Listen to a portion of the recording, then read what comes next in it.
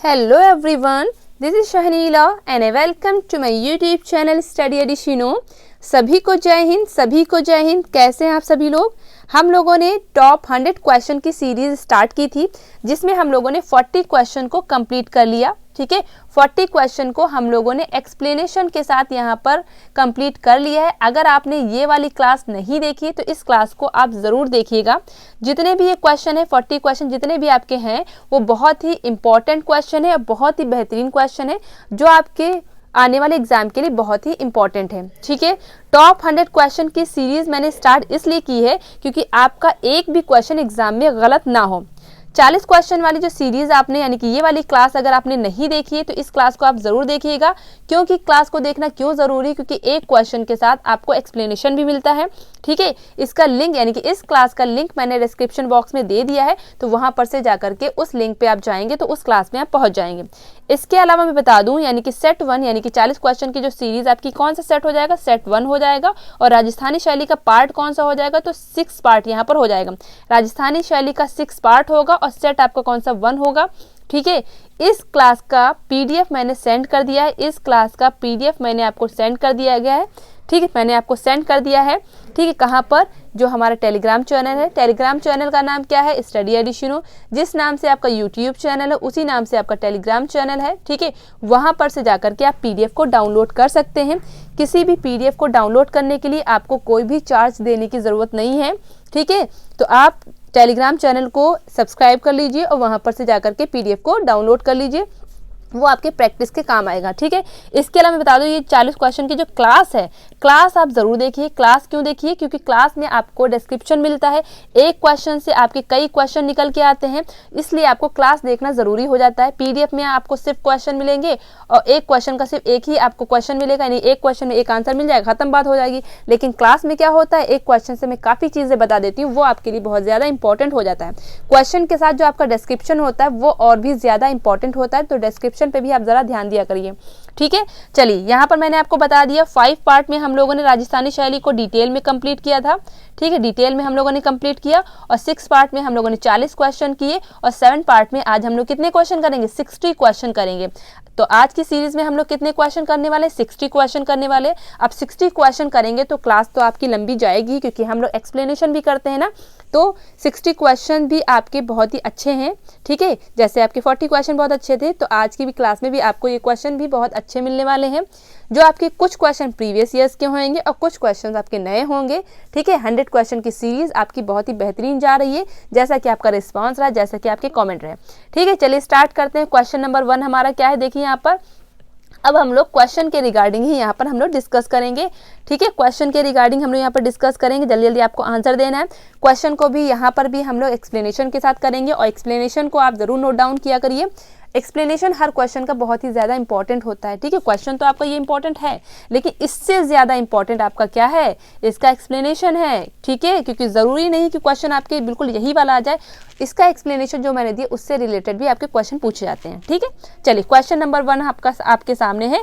सभी लोग आप लोग आंसर देते रहा करिए। सभी लोग आप लोग कॉमेंट बॉक्स में आंसर ज़रूर दिया करिए, जिससे कि मुझे पता लगता है कि कौन से स्टूडेंट यहाँ पर एक्टिव हैं, कौन से स्टूडेंट है जो बहुत ज़्यादा क्या है, एक्टिव है, जो मुझसे क्या है कनेक्टेड है, मेरी बात यहाँ पर मानते हैं।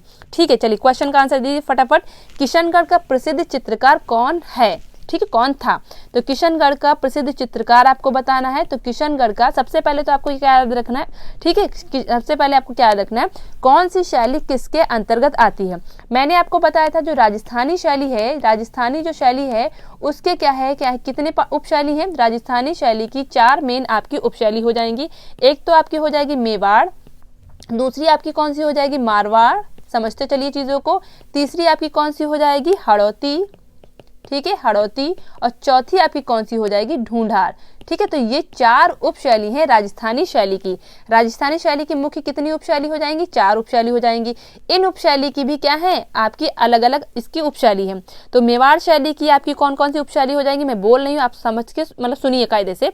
मेवाड़ शैली की कौन कौन सी हो जाएगी? एक तो आपकी उदयपुर हो जाएगी, उदयपुर हो जाएगी। इसके अलावा नाथ द्वारा हो जाएगी और तीसरी आपकी कौन सी हो जाएगी? देवगढ़ हो जाएगी। ठीक है, राजस्थानी शैली की क्लास 1 में मैंने आपको सारी चीज़ें क्या किया था, हम लोगों ने ट्रिक्स याद की थी। राजस्थानी शैली का जो पार्ट 1 है उसमें सारी चीज़ें हम लोगों ने ट्रिक से याद की थी। तो राजस्थानी शैली की क्लास 1 आपने ज़रूर देखी होगी, ठीक है। तो यहाँ पर मैं ट्रिक को नहीं रिपीट करूँगी।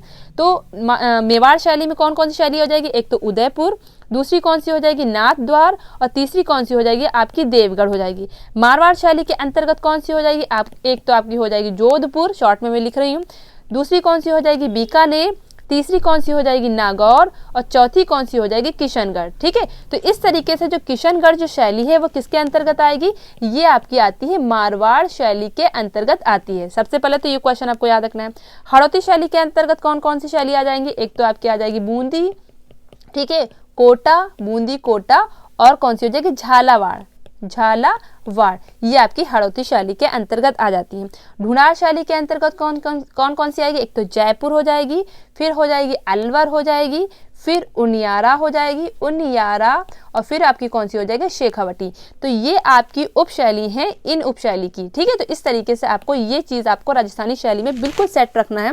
क्वेश्चन इसके मतलब इससे रिलेटेड आपके क्वेश्चन काफ़ी क्वेश्चन इससे बन जाते हैं। तो आप ये जो आप टेबल है इसको ज़रूर याद रखिएगा, ठीक है। तो मुख्य चित्रकार इसमें हो कौन सा जाएगा, तो निहाल चंद, आपको अच्छे से पता ही है कि किशनगढ़ शैली का जो मुख्य चित्रकार है कौन है आपका, निहाल चंद है, ठीक है। अब मैं थोड़ी सी और चीज़ें आपको किशनगढ़ शैली के बारे में बताती हूँ, फिर आपको मैं निहाल चंद के बारे में बताऊंगी। देखिए किशनगढ़ राज्य की स्थापना किसने की, सबसे पहले क्वेश्चन तो एक ये बन जाता है, किशनगढ़ राज्य की स्थापना किसने की थी, ठीक है। ये आपको मुझे बताना है, जल्दी से बताइए किशनगढ़ राज्य की स्थापना किसने की थी और कब की थी। तो 1609 और 11 के बीच में किशनगढ़ की स्थापना हुई। किसके द्वारा हुई, तो किसके द्वारा हुई, किशन सिंह के द्वारा हुई। किसके द्वारा, किशन सिंह के द्वारा हुई। राजा किशन सिंह के द्वारा किशनगढ़ की स्थापना हुई। इतनी चीज आपको ये बतानी है, ठीक है। इसके अलावा जो किशनगढ़ शैली में जो चित्र हैं, किशनगढ़ शैली में जो चित्र हैं, इनको उजागर करने का श्रेय किसे जाता है, ठीक है। समझते चलिए, एक एक पॉइंट को हम लोग समझेंगे, सारी चीजें हम लोग को क्लियर हो जाएंगी, ठीक है। आपको चीजें यहाँ पर रिवीजन हो जाएंगी, ठीक है। तो किशनगढ़ की स्थापना 1609, 1611 याद रखना है। किसने की थी, किशन सिंह ने की थी। इसके चित्रों को उजागर करने का जो श्रेय है वो किसे जाता है, तो एरिक डिकिंसन और फैयाज अली को जाता है। किसे जाता है, एरिक, ठीक है, एरिक डिकिंसन और किसे जाता है, और फैयाज अली को जाता है। एरिक डिकिंसन और फैयाज अली, डॉक्टर फैयाज अली को इसके चित्रों को उजागर करने का श्रेय जाता है। यानी इन चित्रों को हाईलाइट किसने किया था, एरिक डिकिंसन ने किया था और डॉक्टर फैयाज अली ने किया था, ठीक है। कब किया था, क्वेश्चन आपका ये भी पूछा जा सकता है। तो 1943, 1943, ठीक है, 1943, ठीक है, 1943 में इसके चित्रों को उजागर करने का श्रेय किसे जाता है, एरिक डिकिंसन और फैयाज अली को जाता है। किसके चित्रों की यहाँ पर बात हो रही, किशनगढ़ शैली के चित्रों की यहाँ पर बात हो रही है। इसके मुख्य चित्रकार कौन कौन से हो जाएंगे, तो इसके मुख्य चित्रकार सबसे पहले तो आपको कौन सा याद रखना है, निहाल चंद ही याद रखना है। कौन सा, निहाल चंद। मान लीजिए यहाँ पर ऑप्शन में निहाल चंद नहीं होता, तब आप क्या करते हैं, तो दूसरा भी चित्रकार इसका समझ लीजिए, कौन सा हो जाएगा, सीताराम। सीताराम भी इसी का एक चित्रकार है। तीसरा कौन सा हो जाएगा, भवानी दास। मेन मैं चित्रकार लिख रही हूँ, भवानी दास। चौथा आपको कौन याद रखना है, नानक राम। नानक राम। देखिए क्वेश्चन को चाहे जितनी देर लगे, लेकिन हम लोग करेंगे कैसे, एक्सप्लेनेशन के साथ करेंगे, ठीक है, डिस्क्रिप्शन के साथ करेंगे। जितने भी क्वेश्चन आपके बन रहेंगे सारी चीजें हम लोग करेंगे, ठीक है। अमरचंद, तो ये आपके मुख्य चित्रकार हो गए। इसके अलावा एक और याद रख लीजिए, बहुत इंपॉर्टेंट है, लाडली दास, ठीक है। हो सकता है, देखिए निहाल चंद क्या है, निहाल चंद तो फेमस है ही है। इस क्वेश्चन का आंसर तो सभी सही देंगे, लेकिन इनके अलावा अगर कोई आपके चित्रकार आ गए वो भी तो आपको सही करना है, ठीक है। तो निहाल चंद, तो अगर एग्जाम में निहाल चंद वाला क्वेश्चन आता है तो हर स्टूडेंट जिसने भी थोड़ा बहुत पढ़ा होगा तो हर स्टूडेंट इस क्वेश्चन का आंसर आपका सही देगा, ठीक है। आपकी मेरिट बनती किससे है, तो आपको पता है जो आपके टफ क्वेश्चन होते हैं उनसे ही मेरिट बनती है। इजी क्वेश्चन तो सबको ही पता होते हैं, ठीक है, लेकिन कभी कभी होता क्या है, इजी क्वेश्चन भी गलत हो जाते हैं। तो निहाल चंद, सीताराम, भवानी दास, नानक राम, अमरचंद, लाडली दास, ये मुख्य चित्रकार हो जाएंगे किसके, किशनगढ़ शैली के हो जाएंगे। तो ये चित्रकारों को भी आपको यहाँ पर लर्न करना है और दिमाग में सेट करना है, ठीक है। तो इस क्वेश्चन का आंसर आपका ऑप्शन बी यहाँ पर राइट हो गया। नेक्स्ट क्वेश्चन पे हम लोग चलते हैं, क्वेश्चन नंबर 2, ठीक है। 60 क्वेश्चन करेंगे तो जाहिर सी बात है आपकी जो क्लास है वो आपकी लंबी जाने वाली, तो लेकिन आपको आराम से करना है, ठीक है, पेशेंस के साथ करना है, क्योंकि भाई क्लास आपकी इंपॉर्टेंट है, एग्जाम आपका हल्के में नहीं निकलता है, एग्जाम को क्रैक करने के लिए बहुत ही ज़्यादा मेहनत की ज़रूरत होती है। ठीक है, अगर आप इस क्लास को नहीं पूरी देख सकते हैं तो आप एग्जाम की प्रिपरेशन करना भी छोड़ दीजिए। ठीक है, अगर आप 1-2 घंटे की क्लास आराम से बैठ के एक साथ में नहीं देख सकते हैं तो 2.5 घंटे का पेपर भी आप नहीं दे सकते हैं, 2-2.5 घंटे का भी पेपर भी आप नहीं दे सकते हैं। ठीक है, चलिए यहाँ पर करिए, बीकानेर की विषय वस्तु कैसी थी? इस्लामी थी, बौद्ध थी, जैन थी या हिंदू थी? ठीक है, यानी कि इस्लामी धर्म से रिलेटेड हो जाएगी, बौद्ध धर्म से रिलेटेड हो जाएगी, जैन धर्म से रिलेटेड हो जाएगी या हिंदू धर्म से रिलेटेड हो जाएगी। तो आपको पता है राजस्थानी शैली को हिंदू शैली भी कहते हैं, तो इस तरीके से आपको यहाँ पर, हाँ, राजस्थानी शैली को हिंदू शैली कहते हैं फिलहाल, लेकिन क्वेश्चन आपका यहाँ पर कौन सा? बीकानेर की यहाँ पर विषय वस्तु की बात हो रही है, तो यहाँ पर कौन सा आंसर सही हो जाएगा? तो यहाँ पर हिंदू यहाँ पर राइट आंसर हो जाएगा, हिंदू धर्म से रिलेटेड यहाँ पर बीकानेर शैली आपकी हो जाएगी। इसके अलावा बता दूं कि जो बीकानेर शैली है वो किसकी उपशैली? जल्दी से बताइए, बीकानेर जो शैली है ये किसकी उपशैली है? तो ये भी आपकी मारवाड़ शैली की ही उपशैली है। जैसे कि आपकी किशनगढ़ शैली आपकी मारवाड़ शैली की उपशैली थी, उसी तरीके से जो बीकानेर शैली है वो भी आपकी किसकी? मारवाड़ शैली की ही उपशैली है। ठीक है, समझ में बात आई? विषय वस्तु कैसी हो जाएगी? तो विषय वस्तु आपकी कैसी हो जाएगी? यहाँ पर हिंदू हो जाएगी। इतनी चीज आपको याद रखना है। इसके अलावा यहाँ का एक चित्र तो आपको अच्छे से पता ही है, बनी ठनी जो किसका है, सॉरी यहाँ पर इसकी बात, एक मिनट रुकिए, इसका जो चित्र है यहाँ पर निहाल चंद का जो आपका फेमस चित्र है, इसका कौन सा? बनी ठनी, बनी ठनी निहाल चंद का फेमस चित्र है, मैं इसकी बात कर रही थी। तो यहाँ पर बात किसकी हो रही है? यहाँ पर बीकानेर शैली की यहाँ पर बात हो रही है। तो बीकानेर शैली पे हम लोग यहाँ पर चलते हैं। ठीक है, बीकानेर शैली की हम बात करते हैं। बीकानेर शैली का एक मुख्य चित्र कौन सा है? जल्दी से मुझे बताइए। मैंने आपको कई बार बताया है, कौन सा? गोवर्धनधारी कृष्ण। गोवर्धन, समझिए चीजों को, गोवर्धनधारी कृष्ण जो है ये किसका है? बीकानेर शैली का मुख्य चित्र है। जो किसने बनाया था? किसने बनाया था? जल्दी से मुझे कमेंट बॉक्स में बताइए कि जो गोवर्धनधारी जो कृष्ण है वो किसने बनाया था? तो ये बनाया था किसने? शहाउद्दीन ने। किसने? शहाउद्दीन नाम का चित्रकार है जो बीकानेर शैली में है, इसने ये चित्र बनाया था। गोवर्धनधारी कृष्ण यानी कि गोवर्धन पर्वत को उठाए हुए कृष्ण को दिखाया गया है, जो किस चित्रकार ने बनाया है? शहाउद्दीन चित्रकार ने बनाया। शहाउद्दीन चित्रकार किस शैली का है? तो ये आपका हो जाएगा बीकानेर शैली का चित्रकार हो जाएगा। क्लियर? इसके अलावा एक चित्र है यहाँ पर महिषासुरमर्दिनी। ठीक है, महिषा, ठीक है, महिषासुरमर्दिनी ये आपका दूसरा चित्र हो जाएगा। ठीक है, ये भी आपका क्या है? बीकानेर शैली का ही चित्र है। किसने बनाया है? तो ये किसका है? हसन रजा का चित्र है। ठीक है, तो हसन रजा का ये आपका चित्र हो जाएगा। शहाउद्दीन, ठीक है, और हसन रजा दोनों ही चित्रकार आपके बीकानेर शैली के हैं। गोवर्धनधारी कृष्ण, महिषासुरमर्दिनी जो चित्र, ये भी आपका कौन सा हो जाएगा? बीकानेर शैली का हो जाएगा। इसके अलावा एक चित्र आप और याद रख लीजिए, शाल भंजिका। शाल भंजिका भी चित्र आपका इसी शैली का चित्र हो जाएगा। समझ में बात आई? इसके अलावा राधा कृष्ण का वर्षा विहार, कौन सा? राधा कृष्ण का वर्षा विहार। ठीक है, राइटिंग आप समझ लीजिएगा। राधा कृष्ण का वर्षा विहार, ये सारे चित्र किससे रिलेटेड है? बीकानेर शैली से रिलेटेड है। अब देखिए बीकानेर शैली में आपको कितने चित्र मैंने बताए और कितने आपको मैंने चित्रकार यहाँ पर बता दिए एक क्वेश्चन से। इसीलिए मैं कहती हूँ क्लास को देखना बहुत जरूरी है, ना कि पीडीएफ को। हालांकि पीडीएफ आप रिवीजन के लिए कर सकते हैं, मैं पीडीएफ देने के लिए बिल्कुल इनकार नहीं कर रही हूँ, लेकिन क्लास देखना आपके लिए ज्यादा बेनिफिशियल रहता है मेरे हिसाब से। ठीक है, तो क्वेश्चन का आंसर समझ में आ गया, डिस्क्रिप्शन आपको समझ में आ गया। आगे चलते हैं, नेक्स्ट क्लास में चलते हैं। पहले इसको भी हम हटा देते हैं। ठीक, क्वेश्चन नंबर 3 हमारा है, एक मिनट रुक जाइए। क्वेश्चन नंबर 3, चलिए बताइए। क्वेश्चन नंबर 3 का आंसर देना। हाड़ा राजाओं की राजधानी रही।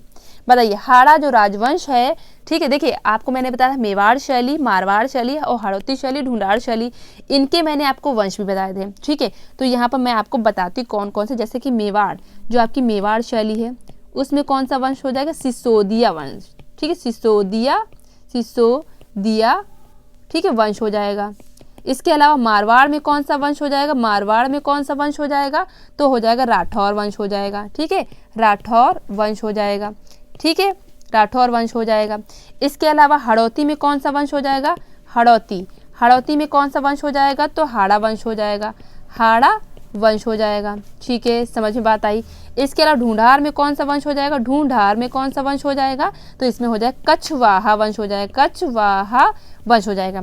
तो इसी तरीके से हाड़ा राजाओं की राजधानी रही। हाड़ा जो वंश है पहले तो आपको याद रखना है किस में आएगा, हाड़ा वंश जो है आपका किस में आएगा, सबसे पहले तो आपको यही याद रखना है। तो कौन सा आ जाएगा, बूंदी शैली यहाँ पर राइट हो जाएगा। ठीक है, तो हाड़ा यानी कि हाड़ौती शैली की उपशैली कौन सी, बूंदी शैली है। और हाड़ा राजाओं की राजधानी भी कौन सा क्षेत्र रहा, तो बूंदी ही क्षेत्र रहा। समझ में बात आई, समझ में आता है मैं क्या बताने की कोशिश कर रही हूँ। समझिए, आपको मैंने बताया था राजस्थानी शैली की 4 उपशैली हैं। एक तो आपकी मेवाड़, मारवाड़, हाड़ौती, ढूंढार। इनको क्या है, इनके टाइम में कौन कौन से वंश के यहाँ पर यानी कि किन वंश के टाइम में ये विकसित हुई, तो मेवाड़ में सिसोदिया वंश हो जाएगा, मारवाड़ में राठौर वंश हो जाएगा, हाड़ौती में हाड़ा वंश हो जाएगा और ढूंढार में कछवाहा वंश हो जाएगा। हाड़ा जो है यहाँ, हाड़ा यानी कि हाड़ौती की बात हो रही है। ठीक है, हाड़ौती की बात हो रही है, हाड़ौती शैली की बात है। हाड़ौती शैली में कौन सा वंश हो जाएगा, हाड़ा वंश हो जाएगा। तो हाड़ा जो राजा थे इनकी राजधानी कौन सी रही, तो इनकी राजधानी रही बूंदी। इन्होंने किसको, बूंदी क्षेत्र को अपनी राजधानी बनाया। ठीक है, तो हाड़ा राजाओं ने किसको अपनी राजधानी बनाया, बूंदी क्षेत्र को अपनी राजधानी यहाँ पर बनाई। ये चीज आपको यहाँ पे इतनी चीज आपको बूंदी शैली से समझ में आ गई। अब बूंदी शैली के भी आपको चित्र कुछ याद रखने हैं। एक तो आपको कौन सा याद रखना है, कांटा निकालते स्त्री, कांटा निकालते स्त्री जो आपको किस शैली से है, कांटा निकालते स्त्री, निकालती स्त्री, निकालते नहीं निकालती। ठीक है, निकालती स्त्री। अब ये जो चित्र है ये आपका एक तो आपका यहाँ पर बूंदी में भी मिल जाता है जो मैंने आपको डिटेल में बताया था, और इसके अलावा आपका जोधपुर शैली में भी मिल जाता है। ठीक है, तो काफ़ी लोग यहाँ पर कमेंट कर रहे थे मैम 2 जगह आपने बताया है, तो मैंने आपको यहाँ पर बता दिया। कांटा निकालती स्त्री और जो आपका बूंदी शैली में भी आ जाएगा और जोधपुर शैली में आ जाएगा। इसके अलावा स्त्रियाँ शिकार करते हुए, बहुत अच्छा, स्त्रियाँ शिकार करते हुए, ये भी आपका किसका हो जाएगा, ये भी आपका हो जाएगा बूंदी शैली का ही चित्र हो जाएगा। समझ में बात आई। इसके अलावा जो बहुत ही इंपॉर्टेंट चित्र है वो कौन सा, दूज का चांद देखते प्रेमी युगल, दूज का चांद देखते प्रेमी युगल, ये भी आपका बूंदी शैली का ही चित्र हो जाएगा। जो कहाँ पर संग्रहित है, Prince of Wales museum Mumbai में संग्रहित है, Prince of Wales museum Mumbai में संग्रहित है। ये जो चित्र बनाया किसने है, तो मोहन नाम के चित्रकार ने बनाया है। मोहन जो चित्रकार है वो किस शैली का हो जाएगा, ये बूंदी शैली का हो जाएगा। बूंदी राज्य की स्थापना किसने की है, तो राव देवा जी ने, बप्पा बता रही हूँ, राव देवा जी ने क्या है, बूंदी राज्य की स्थापना की थी। कब की थी, तो 1342 में की थी। समझ में बात आई, तो इतनी चीज समझ में आई। स्थापना में फिर से लिख देती हूँ, तो 1342 में स्थापना इसकी हुई। किसके द्वारा हुई, तो राव देवा जी, तो बूंदी राज्य की स्थापना राव देवा जी के द्वारा हुई। कब हुई, 1342 में हुई। इतनी चीज आपको बूंदी शैली से मैंने बताई। सारी चीजें आपकी एग्जाम के पॉइंट ऑफ व्यू से बहुत ही ज्यादा इंपॉर्टेंट है। जितने भी पॉइंट मैंने बताए वो सारे एग्जाम में आपके पूछे जा सकते हैं। ठीक है, चलिए नेक्स्ट हमारा क्वेश्चन है, बूंदी शैली के अधिकांश चित्र कहाँ संग्रहित है। फिर बूंदी शैली से रिलेटेड क्वेश्चन आया है। बताइए, बूंदी शैली के अधिकांश चित्र आपके कहाँ संग्रहित है। डोंगरा आर्ट गैलरी है कहाँ, जम्मू। देखिए ये भी याद रखिएगा, डोंगरा आर्ट गैलरी आपकी कहाँ पड़ेगी, जम्मू में। राजकीय संग्रहालय आपका कहाँ हो जाएगा, यहाँ पर मथुरा वाला यहाँ बात की गई है। राजकीय संग्रहालय आपको कई जगह मिलेंगे। Victoria Albert and museum London, ठीक है, और भारत संग्रहालय। तो इन जगह में से कौन सा हो जाएगा राइट आंसर बूंदी शैली के अधिकांश चित्र के लिए। ठीक है, तो बूंदी शैली के अधिकांश चित्र आपको कहाँ मिलते हैं, मैंने आपको बताया था डिटेल में, Victoria and Albert museum London में आपके बहुत ज्यादा चित्र आपके बूंदी शैली से मिलते हैं। और इसके अलावा इसके अलावा जो है लखनऊ, यानी कि इसके अलावा जो आपका राज्य संग्रहालय लखनऊ है वहाँ पर भी आपको बहुत से चित्र बूंदी शैली के मिल जाते हैं। ये क्वेश्चन आपका बहुत इंपॉर्टेंट है, ये आपका क्वेश्चन पूछा हुआ क्वेश्चन है, याद रखिएगा। Victoria and Albert museum London में बूंदी शैली के बहुत ज्यादा चित्र यहाँ पर संग्रहित है। क्वेश्चन आपका एज इट इज पूछा जाएगा, बूंदी शैली का अधिकांश चित्र कहाँ संग्रहित है, तो आपको याद रखना Victoria and Albert museum London में संग्रहित है। ठीक है, और इसके अलावा आपको पता है जो दूज का चांद देखते प्रेमी युगल वाला जो चित्र है वो आपका Prince of Wales museum Mumbai में संग्रहित है, जो मोहन ने बनाया था। ठीक है, तो ज्यादातर चित्र आपको ये याद रखने हैं। समझ में बात आई, तो इस तरीके से ये वाला क्वेश्चन आपका क्लियर यहाँ पर हो गया।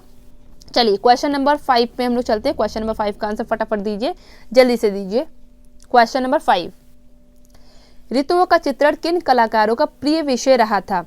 तो ऋतुओं का चित्रण भी किन कलाकारों को प्रिय विषय रहा था? तो बूंदी के जो कलाकार हैं, बूंदी के जो चित्रकार हैं, उनका प्रिय विषय क्या रहा था? ऋतुओं का चित्रण रहा था। इसके अलावा क्या है? नायिका भेद इनका मुख्य विषय हो जाएगा।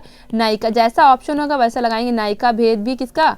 इनका बूंदी शैली का मुख्य विषय हो जाएगा। इसके अलावा बारहमासा, बारहमासा, ठीक है, और कौन सा? रागमाला। इनसे संबंधित चित्र आपको बूंदी शैली में मिल जाते हैं। ठीक है, तो नायिका भेद, बारहमासा, रागमाला, ऋतु, इन सभी से आपको बूंदी शैली में चित्र आपको अच्छे से मिलते हैं। ठीक है, इसके अलावा आपको ये चीज़ यहाँ पर याद रखनी है, यहाँ पर स्नान दृश्यों का चित्रण यहाँ पर बहुत अच्छे से मिलता है। कौन से दृश्य हो जाएंगे? स्नान दृश्य। स्नान दृश्य वाले जो चित्र हैं वो भी आपको कहाँ मिलते हैं? बूंदी शैली पर मिलते हैं। इसके अलावा आपको याद रखना है बूंदी शैली पे किस शैली का प्रभाव दिखाई पड़ता है? तो यहाँ पर दक्षिणी शैली का प्रभाव दिखाई देता है। ठीक है, चीज़ें याद करिए, दक्षिणी शैली का प्रभाव बूंदी शैली पे दिखाई देता है। यहाँ पर एक विशेषता इसकी कौन सी है? इंद्रधनुषीय आकाश का अंकन। यहाँ पर आकाश को इंद्रधनुषीय आकाश यहाँ पर दिखाएगा। इंद्र धनुषीय आकाश का अंकन आपको कहाँ देखने को मिलता है? तो वो आपका मिलता है बूंदी शैली में देखने को मिलता है। ठीक है, तो पूछा जाएगा इनमें से कहाँ पर इंद्रधनुषीय आकाश का अंकन किया गया है? तो आपको क्या याद रखना है? बूंदी शैली याद रखना है। इसके अलावा यहाँ पर जैन तीर्थंकरों के भी चित्र मिल जाते हैं। ठीक है, तो यहाँ पर आपको जैन तीर्थंकरों से रिलेटेड भी चित्र आपको बूंदी शैली में मिल जाते हैं। ठीक, तो बूंदी शैली में इतनी चीज़ें मैंने आपको बताई। आई होप आपको क्वेश्चन समझ में आ रहे होंगे।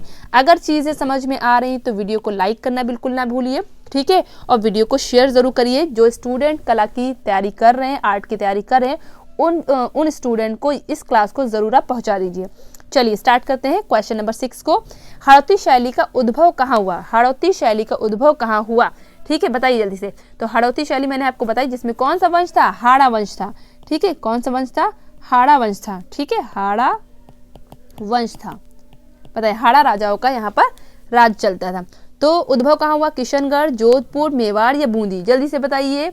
बूंदी, कोटा, किशनगढ़, जोधपुर, मेवाड़, बूंदी। तो हड़ौती में कौन कौन से आ जाएंगे? तो बूंदी, कोटा, झालावाड़ आपके हड़ौती शैली की उपशैली हो जाती है। तो कौन सा आंसर यहाँ पर राइट हो जाएगा? जल्दी से बताइए। तो ये भी कौन सा हो जाएगा? बूंदी शैली ही हो जाएगा, क्योंकि बूंदी शैली किसके अंतर्गत आती है? हड़ौती शैली के अंतर्गत आती है। हड़ौती शैली के अंतर्गत कौन कौन सी आती है? बूंदी वाला कोट मैंने आपको याद कराया था। बूंदी वाला कोट, बूंदी, कोटा और कौन सा? झालावाड़। झालावाड़, ये तीन आपको मुख्य उपशैली आपको याद रखनी। किसकी? हड़ौती की। तीन ही आपको इसमें है। ठीक है, तीन आपको मुख्य रूप से याद रखनी है। तो बूंदी, कोटा, झालावाड़ा। बूंदी शैली का उद्भव कहाँ हुआ था? तो कहाँ हुआ था? बूंदी राज्य में हुआ था। ठीक है, और इसके अलावा आपको याद रखेंगे बूंदी शैली से क्या क्या चीज़ें याद रखनी? बूंदी जो है, ठीक है, बूंदी शैली का जन्म किस तरीके के चित्रों से होता है? तो बूंदी शैली का जन्म रागनी चित्रों से होता है। किससे होता है? रागनी। क्वेश्चन पूछा गया है। ठीक है, 40 क्वेश्चन जो मैंने कराए थे उसमें ये क्वेश्चन आपका पूछा गया था। रागनी, ठीक है, रागनी चित्रों से होता है। ठीक है, तो लास्ट क्लास में हम लोगों ने इस क्वेश्चन के बारे में डिस्कस किया था। ठीक है, तो इस तरीके से आपको मैंने यहाँ पर रिकॉल चीज़ें करा दी। ये चीज़ समझ में आ गई? ऑप्शन आपको समझ में आ गया? ऑप्शन नंबर डी यहाँ पर राइट हो जाएगा। नेक्स्ट क्वेश्चन हमारा है, कोटा शैली किसके समय में अपने चरमोत्कर्ष रही? बताइए जल्दी। कोटा शैली किसके समय में अपने चरमोत्कर्ष पर रही? कौन सा आंसर यहाँ पर राइट हो जाएगा?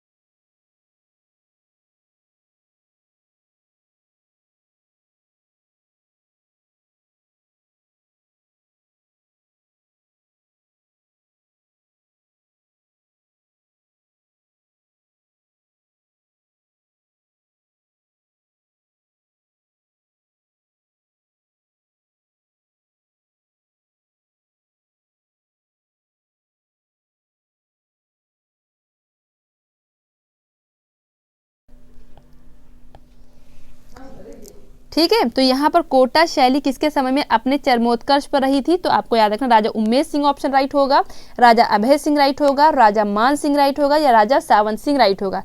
बताइए कोटा यहाँ पर कौन सा यहाँ पर राइट आंसर होगा? कोटा शैली किसके अंतर्गत आती है? तो ये भी आपकी हड़ौती शैली के अंतर्गत आती है। कोटा शैली किसके अंतर्गत आती है? बूंदी, कोटा, झालावाड़, ये आपकी किसके अंतर्गत आती हैं? तो आपकी आती है हड़ौती शैली के अंतर्गत आती है। ठीक है, ये आपको पता ही है। तो किसके समय में चरमोत्कर्ष पीरियड रहता है? तो आपको क्या याद रखना है? राजा उम्मेद सिंह यहाँ पर याद रखना है। कौन सा ऑप्शन सही हो जाएगा? ऑप्शन ए यहाँ पर राइट आंसर हो जाएगा। ठीक है, यहाँ पर सबसे ज़्यादा जो चित्र यानी कि पूछा जाए सबसे ज़्यादा शिकार के चित्र कहाँ पर मिलते हैं? तो आपको क्या याद रखना? कोटा शैली में सबसे ज़्यादा शिकार के चित्र आपको मिलते हैं। कोटा शैली में सबसे ज़्यादा सबसे ज़्यादा शिकार के चित्र कहाँ पर मिलते हैं? तो कोटा शैली में मिलते हैं। ऐसे पूछा जाएगा सबसे ज़्यादा शिकार पर आधारित चित्र कहाँ पर मिलते हैं? तो कोटा शैली में मिलते हैं। ठीक है, बूंदी, कोटा, झालावाड़ आपको पता हड़ौती है। तो बूंदी से कोटा की दूरी कितनी है? बूंदी से कोटा की दूरी कितनी है? ये भी आपको पूछा जाता है क्वेश्चन, याद रखिएगा। कहीं कहीं पे 35 किलोमीटर लिखा मिलता है, कहीं कहीं पे 32 किलोमीटर लिखा मिलता है। ठीक है, तो याद रखिए 35 से 32 किलोमीटर, मतलब 35 किलोमीटर कुछ बुक में मिल जाता है, कुछ बुक पे 32 किलोमीटर मिल जाता है। ठीक है, तो ऐसे ही ऑप्शन के अकॉर्डिंग आपको लगाना है। तो 35 किलोमीटर की दूरी पे बूंदी से कोटा की यहाँ पर दूरी हो जाएगी। ठीक है, कोटा आपकी किस नदी के किनारे है? तो ये आपकी किस नदी के किनारे है? चंबल नदी के किनारे है। कौन सी नदी हो जाएगी? चंबल नदी के किनारे है। कोटा जो नाम है किसके नाम पर पड़ा? कोट्या। ठीक है, यानी कि कोट्या जो है ये कौन थे? ये भीलों के नेता थे। भीलों के नेता थे, क्या नाम था उनका? कोट्या। उन्हीं के नाम पर क्या पड़ा? इसका नाम पड़ा कोटा नाम पड़ा। ठीक है, समझ में आता है मैंने क्या क्या चीजें बताई? फिर से सुनिए। सबसे ज्यादा शिकार दृश्यों का चित्रण आपको कहाँ मिलता है? कोटा शैली में मिलता है। ठीक है, बूंदी से कोटा की दूरी कितनी है? 35 किलोमीटर हो जाएगी। कोटा किस नदी के किनारे है? तो चंबल नदी के किनारे है। कोटा नाम कैसे पड़ा? तो कोट्या के नाम से पड़ा। कोट्या किसका नेता था? तो भील जनजातियों का जो नेता था उसका नाम कोट्या था। ठीक है, कोटा किसके अंतर्गत यानी किसकी उपशैली है? तो आपकी हड़ौती शैली की उपशैली है। ठीक है, तो इतनी चीजें आपको यहाँ पर समझ में आ गई। नेक्स्ट क्वेश्चन हमारा है शिकार के, हाँ देखिए क्वेश्चन आ भी गया, शिकार के सर्वाधिक चित्र किस शैली में बने हैं? तो आपका कौन सा हो जाएगा? कोटा शैली यहाँ पर राइट आंसर हो जाएगा। नेक्स्ट क्वेश्चन चलते हैं, हमारा क्वेश्चन नंबर 9 हमारा क्या है? जल्दी से बताइए। जयपुर नगर की स्थापना किसने की? बहुत बढ़िया क्वेश्चन, मैंने आपको बताया था। जयपुर नगर की स्थापना किसने की? तो सवाई जयसिंह द्वितीय ने जयपुर नगर की स्थापना की। तो ठीक है, तो सवाई जयसिंह यहाँ पर ऑप्शन राइट हो जाएगा। कौन से? द्वितीय। सवाई जयसिंह द्वितीय ने जयपुर नगर की स्थापना की। क्वेश्चन नंबर 9 का आंसर ऑप्शन नंबर ए यहाँ पर राइट आंसर हो जाएगा। मालवा शैली को प्रोत्साहन किस राजा द्वारा मिला? देखिए जो क्वेश्चन हम लोग को पहले ही एक्सप्लेन कर चुके हैं, तो उसको जल्दी जल्दी क्वेश्चन करेंगे। ठीक है, मालवा शैली को प्रोत्साहन किस राजा द्वारा मिला? बताइए जल्दी से। ऑप्शन है यहाँ पर राजा जसवंत सिंह हो जाएगा, राजा विजय सिंह हो जाएगा, राजा राय सुरजन सिंह हो जाएगा या राजा नसीरुद्दीन शाह हो जाएगा। तो बिल्कुल यहाँ पर ऑप्शन डी यहाँ पर राइट आंसर है। जिसने भी ऑप्शन डी दिया है उन सभी का आंसर यहाँ पर राइट है। ठीक है, तो राजा नसीरुद्दीन शाह यहाँ पर कौन से मालवा शैली को प्रोत्साहन किस राजा के समय मिला या किस राजा ने दिया? तो राजा नसीरुद्दीन शाह ने दिया। ऑप्शन डी यहाँ पर जिन स्टूडेंट ने ऑप्शन डी बताया उन सभी का यहाँ पर राइट आंसर हो जाता है। बहुत बढ़िया। नेक्स्ट क्वेश्चन हमारा क्वेश्चन नंबर 11, फटाफट आंसर दीजिए। मालवा शैली में किसका प्रभाव दिखाई देता है? मालवा शैली से आपको 2 ही 3 क्वेश्चन आपको बस समझने, बस, और इसके अलावा नहीं समझ रहे हैं। मालवा शैली में किसका प्रभाव दिखाई देता है? कंपनी शैली का, मुगल शैली का, बाजार शैली का या इनमें से कोई नहीं? कौन सा राइट हो जाएगा? तो मालवा शैली में किसका प्रभाव दिखाई देता है? मुगल शैली का प्रभाव दिखाई देता है। ऑप्शन नंबर बी यहाँ पर राइट आंसर हो जाता है। जिन्होंने ऑप्शन बी दिया उन सभी का आंसर यहाँ पर राइट है। नेक्स्ट क्वेश्चन हमारा है जयपुर शैली में सर्वाधिक प्रभाव किसका दिखाई देता है? फटाफट बताइए। जयपुर शैली में सर्वाधिक प्रभाव किसका दिखाई देता है? तो ये भी आपका आंसर कौन सा हो जाएगा? मुगल शैली यहाँ पर राइट आंसर हो जाएगा। इसके अलावा ब्रज का भी प्रभाव दिखाई देता है। इसके अलावा यूरोपीय प्रभाव भी यहाँ पर दिखाई देता है। ऑप्शन जैसा होगा वैसे ही आपको आंसर देना होता है। ठीक है, तो ब्रज है, यूरोपीय है, मुगल है, इन सभी का प्रभाव जयपुर शैली में दिखाई देता है। जयपुर शैली का बहुत ही फेमस चित्रकार कौन सा है? कौन सा हो जाएगा? साहिब राम। ठीक है, तो साहिब राम या साहिब राम जयपुर शैली का क्या है? बहुत फेमस चित्रकार है, जिसने क्या है? आदम कद व्यक्ति चित्र बनाए। पूछा जाएगा आदम कद व्यक्ति चित्र कौन सा चितेरा बनाता था? ठीक है, जयपुर शैली में आदम कद व्यक्ति चित्र कौन सा चितेरा बनाता था? तो आपको क्या याद रखना है? साहिब राम को याद रखना है। किस शैली से हो जाएगा? तो ये जयपुर शैली से हो जाएगा। ठीक है, ये चीज आपको याद रखनी है। जयपुर शैली किसके अंतर्गत आती है? तो जयपुर शैली आपकी किसके अंतर्गत आएगी? तो ये आपकी आएगी ढूंढार शैली के अंतर्गत आएगी। ढूंढार शैली के अंतर्गत आपकी जयपुर शैली आएगी, जिसका जो साहिब राम नाम का जो चितेरा बहुत ज्यादा इंपॉर्टेंट है।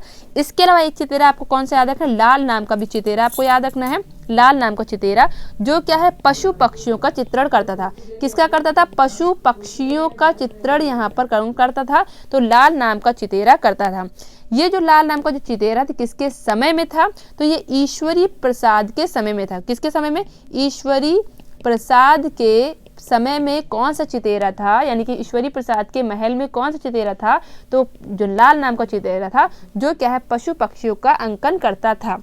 एक और आपको याद रखना है डालू राम। ठीक है, डालू राम इसका याद रखना है। डालू राम चितेरा जो था वो क्या है? कैसे चित्र बनाता था? ये आपको बनाता था भित्ति चित्र, यानी कि म्यूरल पेंटिंग ये बनाता था। ठीक है, तो साहिब राम कौन सा हो जाएगा? आदम कद व्यक्ति चित्र हो जाएगा। लाल नाम का चितेरा पशु पक्षियों का चितेरा हो जाएगा। और डालू राम जो था वो क्या है? भित्ति चित्रण, भित्ति यानी कि दीवार पर पेंटिंग करता था। तो ये आपको जयपुर शैली के अंतर्गत इतनी चीजें आपको यहाँ पर समझ में आ गई। क्वेश्चन नंबर 13 हमारा है। क्वेश्चन नंबर 13 फटाफट बताइए। जयपुर शैली का संरक्षण किस राजवंश द्वारा होता है?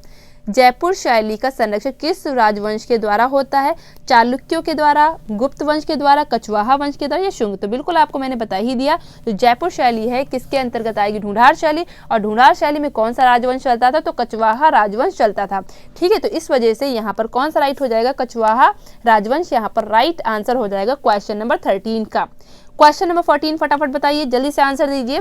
जयपुर शैली में किस रंग की अधिकता है? कौन से रंग के सबसे ज्यादा चित्र आपको मिल जाते हैं? तो ऑप्शन कौन सा हो जाएगा? जिन्होंने आंसर हरा दिया है, जिन्होंने ऑप्शन बी बताया है, उन सभी का आंसर यहाँ पर राइट हो जाता है। चलिए नेक्स्ट क्वेश्चन पे चलते हैं। जो क्वेश्चन इजी हैं फटाफट करने वाले उनको हम लोग फटाफट करते हैं। चलिए, कछवाहा शैली को किस नाम से जाना जाता है? तो कछवाहा शैली को आपको किस नाम से जाना जाता है? बताइए जल्दी से। कछवाहा शैली को किस नाम से जाना जाता है? तो कछवाहा शैली के अंतर्गत ही जयपुर शैली आती है और जयपुर शैली को कछवाहा शैली के नाम से भी जाना जाता है। कछवाहा शैली को किस नाम से जाना जाता है? तो जयपुर शैली को कछवाहा शैली के नाम से भी जाना जाता है। समझ में बताइए, कछवाहा राजवंश किसमें था? तो ढूंढार शैली में था। ठीक है, तो इस तरीके से आपको चीजें समझ में आई होंगी। ढूंढार शैली के अंतर्गत ही कौन सा राजवंश आता है? कछवाहा राजवंश आता है। और ढूंढार शैली के अंतर्गत आपकी जयपुर शैली, अलवर शैली, उनियारा शैली और शेखावटी शैली आपकी आती है। ठीक है, तो आंसर यहाँ पर कौन सा राइट हो जाएगा? ऑप्शन ए यहाँ पर बिल्कुल राइट आंसर हो जाएगा। क्वेश्चन नंबर यहाँ पर आपका आएगा 16। बताइए जल्दी से, क्वेश्चन नंबर 16 का आंसर फटाफट दीजिए। कौन सा हो जाएगा यहाँ पर राइट आंसर? जयपुर शैली किसके समय में अपने चरमोत्कर्ष पर थी? ठीक है, यानी कि चरमोत्कर्ष काल इसके किस राजा के समय में रहता है? जल्दी से बताइए। विजय सिंह, राज सिंह, उम्मेद सिंह या सवाई प्रताप सिंह? क्वेश्चन नंबर 16 का आंसर कमेंट बॉक्स में फटाफट दीजिए। सभी का आंसर आना चाहिए और सभी के आंसर सही भी होने चाहिए। अगर आपने डिटेल क्लासेस देखी है मेरी, जो हमारे चैनल से लगातार जुड़े हुए हैं, जो हमारे चैनल को सब्सक्राइब कर रखा है, उनका आंसर गलत नहीं होना चाहिए। जो भाई नए हैं वो गलत कर सकते हैं आराम से, लेकिन जो हमारे से कनेक्ट हैं बहुत दिनों से, तो उनके आंसर गलत नहीं होने चाहिए, वरना उनकी पिटाई हो जाएगी। ठीक है, जल्दी से बताइए। हाँ, तो बिल्कुल यहाँ पर यस, ऑप्शन डी यहाँ पर राइट हो जाएगा। सवाई प्रताप सिंह यहाँ पर बिल्कुल सही आंसर हो जाएगा। ठीक है, जयपुर शैली किसके समय में अपने चरमोत्कर्ष पर थी? किसके समय में बहुत ज़्यादा फली फूली? किसके समय में इसका बहुत ज़्यादा विकास हुआ? तो सवाई प्रताप सिंह यहाँ पर राइट आंसर हो जाएगा। अब मैं आपको सवाई प्रताप सिंह के बारे में कुछ चीज़ें बताती हूँ, ध्यान से सुनिए। ठीक है, ध्यान से सुनिए। ये वाला कलर अच्छा नहीं लग रहा, यही वाला ठीक है। चलिए, तो ध्यान से सुनिए। पहले तो याद रखिएगा, सवाई प्रताप सिंह ने क्या बनवाया था? हवा महल बनवाया था। हवा महल बनवाया। पूछा जाए हवा महल का निर्माण किसने कराया, तो आपको याद क्या रखना है? सवाई प्रताप सिंह। हवा महल मैंने क्या बताया था? जो राजा प्रतापी होगा वही क्या करेगा? हवा में हवा महल बनवा सकता है। इसके अलावा किसी में ताकत नहीं है। ये मैंने ट्रिक आपको बताई थी। ठीक है, इसके अलावा आपको क्या याद रखना है? ये ऐसा राजा था जो कृष्ण राधा को रूप धारण करता था। ठीक है, कृष्ण राधा का रूप कौन सा राजा धारण करता था? तो सवाई प्रताप सिंह। ठीक है, कृष्ण राधा का रूप कौन सा राजा धारण करता था? तो सवाई प्रताप सिंह।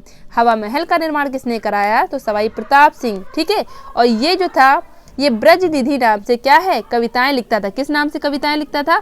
ब्रज निधि नाम से, ब्रज पूछा जाए कौन सा ऐसा कलाकार था जो ब्रज निधि नाम से क्या है कविताएं लिखता था, ब्रज निधि नाम से कविताएं लिखता था, तो सवाई प्रताप सिंह यहाँ पर राइट आंसर हो जाएगा। सवाई प्रताप सिंह के काल में ही जयपुर शैली क्या है, जयपुर शैली का चरमोत्कर्ष काल रहता है। इतनी चीज आपको समझ में आ गई होंगी, स्क्रीनशॉट लेना चाहे ले सकते हैं, ठीक है। फिलहाल आपको ये भी इन सारे क्वेश्चन का PDF आपको दे दिया जाएगा। कल मैं आपको इस क्लास का PDF मैं ज़रूर सेंड कर दूंगी, और 40 क्वेश्चन का PDF तो वैसे भी मैंने सेंड कर दिया है, इसका भी मैं सेंड कर दूंगी। चलिए, वह कौन सा राजा था जो स्वयं, हाँ मैंने अभी बता ही दिया, कृष्ण की वेशभूषा पहनकर मनोरंजन करता था, तो मैंने आपको बताया कौन सा, सवाई प्रताप सिंह यहाँ पर राइट आंसर हो जाएगा, जो मैंने अभी आपको बता ही दिया। आगे सीधे चलते हैं, क्वेश्चन नंबर 18 का आंसर फटाफट देना आपको। साहिब राम और लाल चितेरा नामक चित्रकार किस शैली के हैं, बताइए। साहिब राम और आपके लाल नामक जो चितेरा है, लाल नामक जो चित्रकार है, वो किस शैली का है, मेवाड़ शैली, जयपुर शैली, मारवाड़ शैली, या आपके हो जाएंगे कौन से, किशनगढ़ शैली, कौन सा हो जाएगा। तो साहिब राम और लाल नामक जो चितेरा है वो किस में आएगा, जल्दी से बताइए, फटाफट आंसर दीजिए। तो हो जाएगा ये आपके जयपुर शैली का आंसर यहाँ पर राइट हो जाएगा। जयपुर शैली आपको यहाँ पर याद रखनी है, किसमें याद रखनी है, साहिब राम और लाल नामक चितेरे में आपको ये चीज़ आपको अच्छे से याद रखनी है। क्लियर हो गया। चलिए आगे चलते हैं, आगे क्वेश्चन हम लोग देखते हैं। ऑप्शन यहाँ पर कौन सा सही हो जाएगा, ऑप्शन बी सही हो जाएगा। जिन्होंने ऑप्शन बी बताया उन सभी का आंसर यहाँ पर राइट हो जाता है, ठीक है। तो उन सभी का आंसर यहाँ पर राइट हो जाएगा, किसमें, जयपुर शैली में, ठीक है। तो ये जयपुर शैली याद रख लीजिएगा, और गलत आपका नहीं होना चाहिए, समझ में आता है। जयपुर शैली में मैंने आपको काफ़ी चीज़ें वैसे बता रखी। क्वेश्चन नंबर 19 का आंसर दीजिए, फटाफट पढ़िए, जल्दी से आंसर दीजिए। क्वेश्चन नंबर 19, कोटा के किस शासक ने स्वयं अपने जीवन की घटनाओं का चित्रण कराया था, संसार चंद, उम्मेद सिंह, मान सिंह या राम सिंह, कौन सा राइट आंसर हो जाएगा। कोटा कि किस शासक ने स्वयं अपने जीवन की घटनाओं का चित्रण कराया था, तो राजा मान सिंह यहाँ पर, राम सिंह यहाँ पर राइट आंसर हो जाएगा, ठीक है। तो राम सिंह यहाँ पर राइट आंसर हो जाएगा। कोटा के किस शासक ने स्वयं अपने जीवन की घटनाओं का चित्रण कराया था, तो कौन हो जाएंगे, राम सिंह यहाँ पर राइट आंसर हो जाएगा। क्लियर, ठीक है। तो राम सिंह यहाँ पर राइट आंसर हो जाएगा। नेक्स्ट क्वेश्चन हमारा, बरसते मेघों में सारस की आकृतियों का चित्रांकन किस शैली में हुआ है, बताइए। क्वेश्चन नंबर 20, फटाफट आंसर दीजिए। बरसते मेघों में सारस की आकृतियां, ठीक है, ये याद रखिएगा, सारस की आकृतियां, ठीक है। बरसते मेघों में सारस की आकृतियों का चित्रांकन किस शैली में हुआ है, मेवाड़ शैली में, नाथद्वारा शैली में, बीकानेर शैली में, जयपुर शैली में, तो कौन सा हो जाएगा। तो यहाँ पर बीकानेर शैली यहाँ पर राइट आंसर हो जाएगा, जिसका अंतिम चित्रकार कौन था, लूफे इसका क्या है, अंतिम चित्रकार था बीकानेर शैली का। बीकानेर शैली किसके अंतर्गत आती है, मैंने बताया आपको, तो आपके आती मारवाड़ शैली के अंतर्गत आती है, ठीक है। बीकानेर शैली किसके अंतर्गत आती, मारवाड़ शैली के अंतर्गत आती। मारवाड़ शैली किसके अंतर्गत आती है, तो राजस्थानी शैली के अंतर्गत आती है, ठीक है। तो ये चीज़ें आप ऐसे याद रखिएगा, ठीक है। तो यहाँ पर बरसते मेघों में सारस की आकृतियों का चित्रांकन किया गया, किसमें, बीकानेर शैली में। बीकानेर शैली का लास्ट चित्रकार कौन सा हो जाएगा, लूफे इसका लास्ट चित्रकार हो जाएगा। क्वेश्चन नंबर 21, फटाफट आंसर दीजिए। क्वेश्चन नंबर 21, राज सिंह की चित्रशाला का प्रबंधक कौन था, निहाल चंद था, सुरजन सिंह था, उम्मेद सिंह था या भाव सिंह था, कौन यहाँ पर राइट आंसर हो जाएगा, जल्दी से बताइए, यहाँ पर कौन सा आंसर यहाँ पर राइट हो जाएगा, ठीक है। तो यहाँ पर निहाल चंद यहाँ पर राइट आंसर हो जाएगा, निहाल चंद यहाँ पर बिल्कुल सही आंसर हो जाएगा। राज सिंह की चित्रशाला का प्रबंधक कौन था, निहाल चंद था। राज सिंह, ठीक है, राज सिंह थे कौन, ये भी आपको जानना है। तो राज जो सिंह थे, यहाँ पर सुनिए, यहाँ पर राज सिंह थे वो कौन, राजा सावंत सिंह के क्या थे, सावंत सिंह के पिता थे, सिंह के पिता थे। और यही क्या है, निहाल चंद को लाते हैं, निहाल चंद को लाते। पूछा जाएगा निहाल चंद को कौन लाया था, तो निहाल चंद को कौन लाया था, तो राजा कौन से, राज सिंह लाए थे। और राज सिंह किसके पिता हो जाएंगे, तो यहाँ पर राजा सावंत सिंह के पिता हो जाएंगे, और इनके दरबार में ही निहाल चंद था, किसके दरबार में, राज सिंह के दरबार में हो जाएंगे, ठीक है। निहाल चंद किस शैली से संबंधित हो जाएगा, तो ये किशनगढ़ शैली से संबंधित हो जाएगा। यहाँ क्या है, राग रागनियों का चित्रण नहीं हुआ है। ठीक है, किशनगढ़ शैली में राग रागनियों का चित्रण नहीं हुआ है। आपको पता है राजस्थानी शैली में हर जगह पे आपको राग रागनियों का अंकन मिल जाता है, लेकिन जो आपकी किशनगढ़ शैली ऐसी शैली है जहाँ पर आपको राग रागनियों का चित्रण नहीं मिलता है। ठीक है, तो याद रखिएगा ये भी पॉइंट आप। ठीक है, क्वेश्चन नंबर 22 फटाफट बताइए। क्वेश्चन नंबर 22, मुगल शैली के साथ तुलिका मिलाकर कौन सी शैली चली, यानी कि मुगल शैली के साथ में आपकी कौन सी शैली चलती है, बौद्ध शैली, भारतीय शैली, जैन शैली या पहाड़ी शैली, बताइए फटाफट कौन सा आंसर हो जाएगा। तो यहाँ पर कौन सा आंसर हो जाएगा, ऑप्शन के अकॉर्डिंग भारतीय शैली यहाँ पर राइट आंसर हो जाएगा। ऑप्शन बी जिसने भी आंसर दिया उन सभी का आंसर यहाँ पर राइट हो जाता है। चलिए नेक्स्ट क्वेश्चन हमारा क्वेश्चन नंबर 23, जल्दी से आंसर दीजिए फटाफट। राजपूत शैली वास्तव में किन भित्ति चित्रों की वंशज है, बताइए। राजपूत शैली वास्तव में आपको पता है राजस्थानी शैली को राजपूत शैली भी कहते हैं, हिंदू शैली भी कहते हैं, राजस्थानी शैली तो कहते ही कहते हैं। ठीक है, बताइए यहाँ पर फटाफट कि राजपूत शैली वास्तव में किन भित्ति चित्रों की वंशज है, बताइए कौन सा ऑप्शन यहाँ पर राइट हो जाएगा। सबसे पहले तो ये बताइए, फिर मैं आपको बता दूँ कौन से लोग राजस्थानी शैली को क्या नाम देते हैं। ठीक है, तो सबसे पहले तो आपको आंसर यहाँ पर हो जाएगा कौन सा, अजंता हो जाएगा। ठीक है, तो ऑप्शन ए जिन्होंने आंसर दिया उन सभी का आंसर यहाँ पर राइट हो जाता है। ठीक है, सभी लोग आंसर दिया करिए, कुछ लोग तो सिर्फ देखते हैं ऑब्जेक्टिव क्वेश्चन की, जब मैं कराती हूँ जब ऑब्जेक्टिव क्वेश्चन की क्लास जब चलती है तब आप लोग सभी लोग आंसर दिया करिए। जब डिटेल क्लासेस चलती है, डिस्क्रिप्टिव क्लासेस चलती है, तो उनमें आप कमेंट ना भी करें तो कोई बात नहीं, लेकिन आप यहाँ पर ज़रूर आंसर दिया करिए। ठीक है, तो राजपूत शैली वास्तव में किन भित्ति चित्रों की वंशज है, तो अजंता यहाँ पर राइट आंसर हो जाएगा। इसके अलावा मैं आपको बता दूं कुछ और चीज़ें, जैसे कि मैंने आपको बताया राजपूत शैली। ठीक है, राजपूत शैली किसने कहा, ठीक है, और क्या कहते हैं राजस्थानी शैली किसने कहा, हिंदू शैली किसने कहा, ये आपको याद रखना। राजपूत शैली किसने कहा, तो आपको पता है किसने कहा, राजपूत शैली, तो किसने कहा, आनंद कुमार स्वामी ने। राजस्थानी शैली को क्या नाम दिया, राजपूत शैली। आनंद कुमार स्वामी ने कहा इसका नाम राजपूत शैली होना चाहिए। इसके अलावा इनके साथ और कौन कौन से हुए, ओसी गांगुली हैं, ईवी हैवेल हैं, वासिल ग्रे हैं, इन सभी ने इसको राजपूत शैली कहा। ठीक है, हिंदू चित्रकला किसने कहा, हिंदू चित्रकला या हिंदू शैली किसने कहा, ठीक है, हिंदू शैली या हिंदू चित्रकला किसने कहा, तो एनसी मेहता ने इसको क्या है, हिंदू चित्रकला कहा। ठीक है, हिंदू चित्रकला कहा। ठीक है, हिंदू चित्रकला इसे एनसी मेहता ने कहा। इसके अलावा राजस्थानी शैली किसने कहा, तो किसने कहा था, राय कृष्णदास ने अपनी राय क्या दी, इसका कोई भी नाम नहीं होना चाहिए बल्कि क्या नाम होना चाहिए, राजस्थानी शैली नाम होना चाहिए। ठीक है, तो राय कृष्णदास ने सारी चीज़ों का खंडन करते हुए कहा इसका कोई भी नाम सूटेबल नहीं मुझे लग रहा है, कौन सा सूटेबल रहेगा, राजस्थानी शैली यहाँ पर राइट आंसर, राजस्थानी शैली इसका नाम होना चाहिए। ठीक, तो इतनी समझ में चीज़ें आ गई आपको। अलग अलग लोगों ने अलग अलग तरीके के नाम दिया, क्वेश्चन पूछा जाता है, इसलिए मैंने आपको सारी चीज़ें यहाँ पर रिकॉल कर दी, चीज़ें आपको समझ में आ गई होंगी। ठीक है, तो इस तरीके से आपको इस तरीके से सारी चीज़ें बिल्कुल समझ में एक्यूरेट आनी चाहिए। समझ में बात आई। चलिए आगे चलते, क्वेश्चन नंबर 24 पे हम लोग चलते हैं। क्वेश्चन नंबर 24 हमारा क्या है, राजस्थानी कलाकारों ने यात्रा और विश्राम स्थल के किस प्रकार के चित्र बनाए हैं। हर तरीके के क्वेश्चन आपको मिलेंगे, सारी शैली के क्वेश्चन मिलेंगे, सारी उपशैली के क्वेश्चन मिलेंगे, उसके अंदर कौन से राजा थे, कौन से चित्रकार थे, कौन से चित्र थे, यानी कि सारे ही क्वेश्चन आपके बहुत ही मिक्स क्वेश्चन है और सब तरीके को क्वेश्चन लिए हैं। अब 100 क्वेश्चन अगर आप ये कर लेंगे तो मुझे ऐसा नहीं लगता कि आपके राजस्थानी शैली से कोई भी क्वेश्चन गलत होगा एग्जाम में, मुझे ऐसा नहीं लगता। बस आपको क्वेश्चन याद होने चाहिए। बताइए, राजस्थानी कलाकारों ने यात्रा और विश्राम स्थल के किस प्रकार के चित्र बनाए, तो कौन सा हो जाएगा, मार्ग और सराय, यानी कि ऑप्शन सी यहाँ पर राइट आंसर हो जाएगा। जिन्होंने ऑप्शन सी दिया उन सभी का आंसर यहाँ पर राइट हो जाता है। चलिए नेक्स्ट क्वेश्चन पे चलते हैं, क्वेश्चन नंबर 25। क्वेश्चन नंबर 25 पे हम लोग आ चुके हैं। ठीक है, तो हम लोगों को करने कितने 60 क्वेश्चन करने में बताती भी चल रही हूँ, जिससे कि आप लोग समझ पाए कि कितने क्वेश्चन की सीरीज यहाँ पर हम लोग कर रहे हैं। तो राजस्थानी शैली का प्रारंभिक स्वरूप किस शैली का है, तो मुगल शैली, पहाड़ी शैली, दक्षिणी शैली या अभ्रंश शैली। मैंने आपको बताया कई बार, मैंने आपको बहुत बार बताया है, राजस्थानी शैली की पूर्व पीठिका कौन है, अपभ्रंश शैली है। कौन सी शैली, अपभ्रंश शैली है। अपभ्रंश शैली की कुछ विशेषताएं हट करके ही एक नई शैली क्या है विकास में आती, नई शैली का जन्म होता है। वो कौन सी शैली होती है, वो आपकी होती है राजस्थानी शैली होती है। जैसा कि मैंने आपको बताया, अपभ्रंश शैली में आपकी 1.25 चश्म चेहरे बने हैं। ठीक है।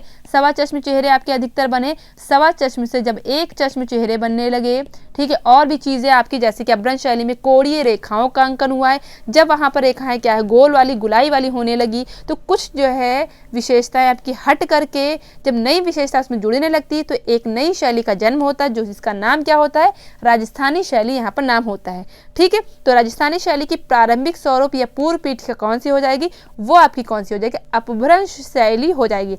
अपभ्रंश शैली को किन किन नामों से बुलाया जाता है, जल्दी से कमेंट बॉक्स में बताइए, अपभ्रंश शैली को किन किन नामों से बुलाया जाता है। तो अपभ्रंश शैली को क्या है, गुजराती शैली भी कहते हैं, गुजराती शैली भी कहते हैं, जैन शैली भी कहते हैं, और क्या कहते हैं जल्दी से बताइए, पश्चिमी भारतीय शैली भी कहते हैं, पश्चिमी भारतीय शैली भी इसे कहते हैं, ठीक है। तो अपभ्रंश देखिए ऑप्शन में मान लीजिए आपका अपभ्रंश ना दिया हो, गुजराती शैली दिया, तब भी आप वहाँ पर क्या टिक करेंगे, गुजराती शैली।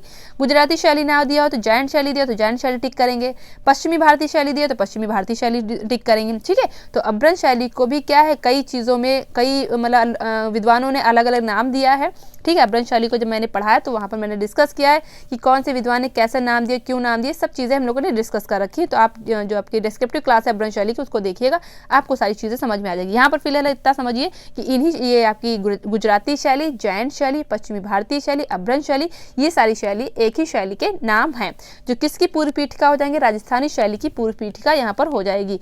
समझ में क्लियर हुई, यानी क्लियर चीज़ें हुई। तो ऑप्शन कौन सा ऑप्शन है यहाँ पर, ऑप्शन डी यहाँ पर राइट आंसर हो जाएगा। क्लियर। क्वेश्चन नंबर 26 जल्दी से बताइए, question number 26, which one is the right option of this question, Mahabharata, Ramayana, Veda या पुराण। राजस्थानी शैली का बहुत बड़ा भाग हिंदुओं के किन महाकाव्य को चित्रित करने में हुआ, कौन सा ऐसा इसमें महाकाव्य हो जाएगा, ठीक है, जिस राजस्थानी शैली में इनसे आधारित चित्र सबसे ज्यादा किस में बनाए, महाभारत के, रामायण के, वेद के या पुराण के। तो बिल्कुल कौन सा हो जाएगा, तो रामायण यहाँ पर आंसर यहाँ पर राइट हो जाएगा, ऑप्शन बी यहाँ पर राइट आंसर हो जाएगा। क्लियर। क्वेश्चन नंबर 27 फटाफट बताइए, क्वेश्चन नंबर 27, राजस्थानी शैली को राजपूत शैली के नाम से किसने संबोधित किया, मैंने अभी बताया था ना आपको। तो राजपूत शैली के नाम से कौन सा ऐसा विद्वान है जिसने राजस्थानी शैली को क्या कहा, राजपूत शैली का। तो ऑप्शन में देखिए आनंद कुमार स्वामी दिए हैं, NC मेहता दिए हैं, राय कृष्णदास दिए, या इनमें से कोई नहीं। तो आपको पता आनंद कुमार स्वामी ने इसे क्या कहा, राजपूत शैली कहा। NC मेहता ने इसे क्या कहा, हिंदू शैली कहा, ठीक है। NC मेहता ने इसे क्या कहा, हिंदू शैली कहा। और राय कृष्णदास ने अपनी क्या नाम राय दी, ये इसका नाम क्या होना चाहिए, राजस्थानी शैली होना चाहिए, ठीक है। तो तीनों ही आपको ऑप्शन क्लियर हो गए। आनंद कुमार स्वामी ने क्या कहा, राजपूत शैली, NC मेहता ने क्या कहा, हिंदू शैली, और राय कृष्णदास ने क्या कहा, राजस्थानी शैली, ठीक है। और इनमें से कोई नहीं, तो ऑप्शन आपको कुछ भी नहीं है, ठीक है। तो इस तरीके से ऑप्शन ए यहाँ पर राइट आंसर यहाँ पर हो जाता है। क्लियर। 27 का आंसर जिसने भी आनंद कुमार स्वामी दिया उन सभी का आंसर यहाँ पर बिल्कुल सही हो जाता है। क्वेश्चन नंबर 28 फटाफट बताइए, क्वेश्चन नंबर 28, राजस्थानी शैली के भित्ति चित्रों में किस कला की धार्मिक उत्साह है, ठीक है, किस कला की तरह धार्मिक उत्साह है। सीधे आपको बताना है राजस्थानी शैली के भित्ति चित्रों में किसका प्रभाव दिखाई मिलता है, बस इतना बताइए आप सीधे। क्वेश्चन थोड़ा सा यहाँ पर मुझे लग रहा है गलत लिख गया है।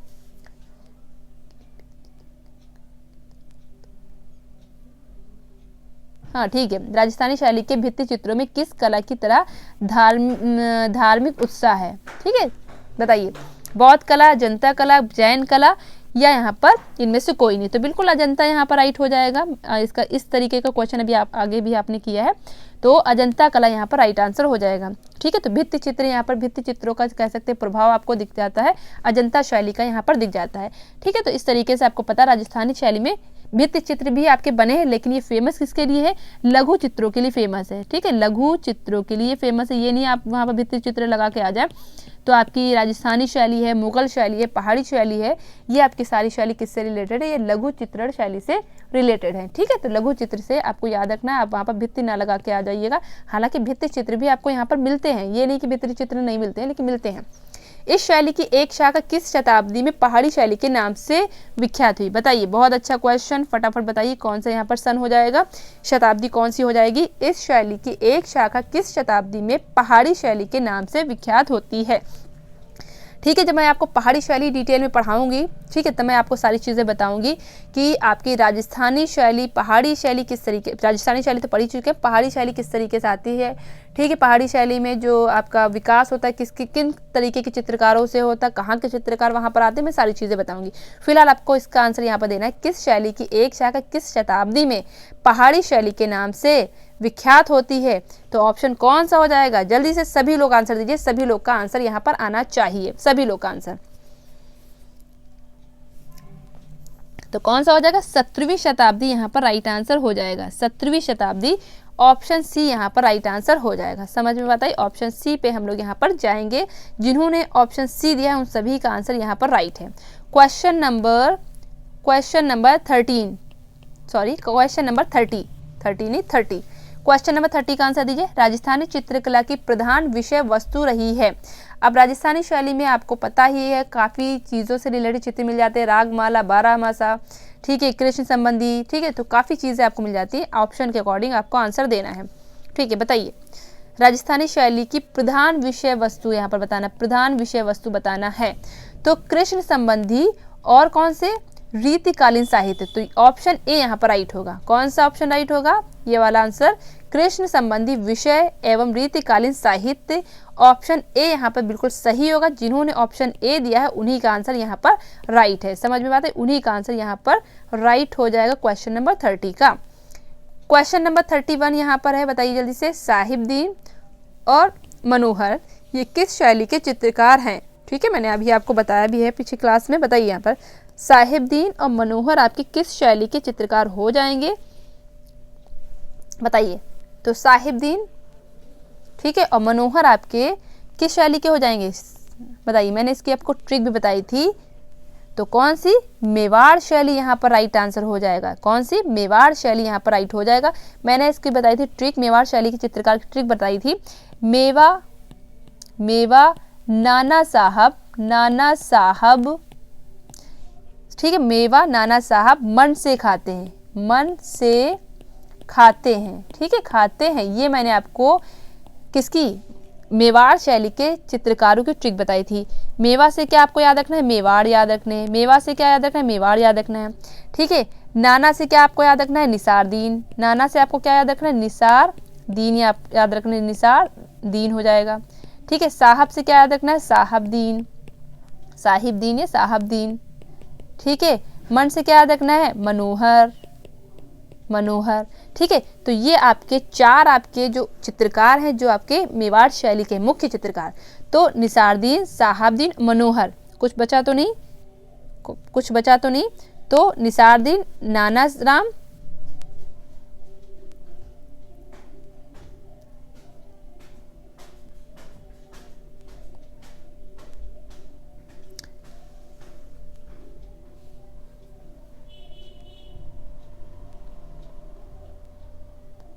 ठीक है। तो ये आपके चित्रकार हो जाएंगे किससे रिलेटेड, मेवाड़ शैली से रिलेटेड हो जाएंगे। तो चार चित्रकार थे। एक कौन सा चित्रकार रह रहा है, जल्दी से मुझे कमेंट बॉक्स में बताइए, फटाफट बताइए कौन सा हो जाएगा।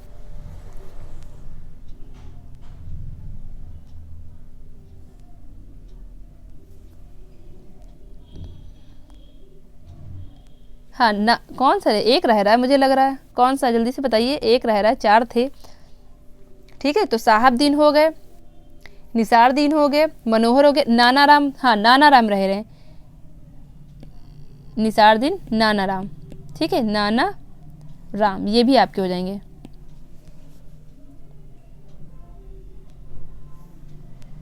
अच्छा, निसार नाना मैंने लिखा ही नहीं, तभी तो चीज़ें रहे। निसार नाना, मेवा निसार यहाँ पर मैंने लिखा ही नहीं, तभी तो रह रहा है। ट्रिक, एक वर्ड छूट गया। फिर से देखिए, यहाँ पर मैंने एक ट्रिक नहीं लिखी थी, तभी देखिए। मेवा निसार नाना साहब मन से खाते हैं, ठीक, एक रह रहा था। तो मेवा से क्या हो जाएगा, मेवाड़ शैली, ठीक है। निसार से क्या हो जाएगा, निसारदीन, निसार, थोड़ा सा अगर गलत हो जाए तो बहुत जल्दी गलत होती है, ये चित्रकार और चित्र वगैरह। निसारदीन गलत खानी, वो छूट रहा था। नाना से क्या हो जाएगा, नाना राम, नाना राम, ठीक है। साहब से क्या हो जाएगा, साहबदीन। देखिए भले क्वेश्चन में देर लगे, लेकिन देखिए क्वेश्चन को आपको सही से अच्छे से करना है, ठीक है। साहबदीन। मन से क्या हो जाएगा, मनोहर। तो ये आपके चित्रकार हो गए, ठीक है। तो 1 2 3 4, क्योंकि मुझे ये याद था कि मैंने 4 चित्रकारों को इसमें आपको याद कराया था। तो निसारदीन, नानाराम, साहिबदीन और मनोहर, ये आपके कौन से चित्रकार हो जाएंगे, मेवाड़ शैली के चित्रकार हो जाएंगे, ठीक है। तो ये आपको ट्रिक यहाँ पर याद रखनी है।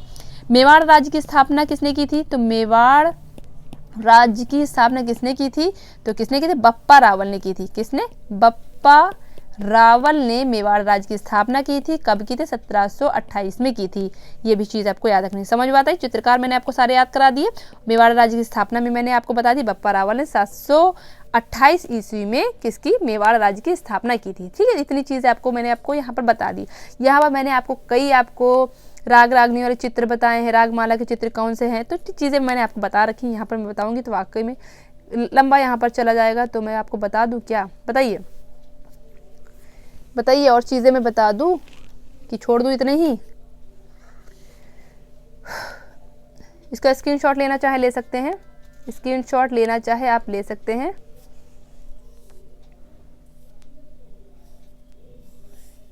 स्क्रीनशॉट लेना चाहे आप ले सकते हैं आराम से।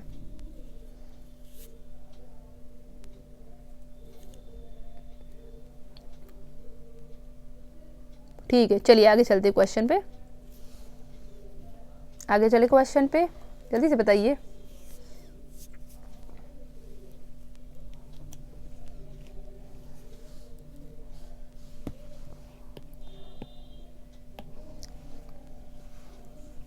चलिए कुछ और चीज़ें भी मैं बता देती हूँ, आप लोग कह रहे तो मैं बताती हूँ। देखिए महाराणा कुंभा ने एक क्या है, एक लिखा था, ग्रंथ लिखा था। महाराणा कुंभा आपके किस में आते हैं, मेवाड़ शैली में आते हैं।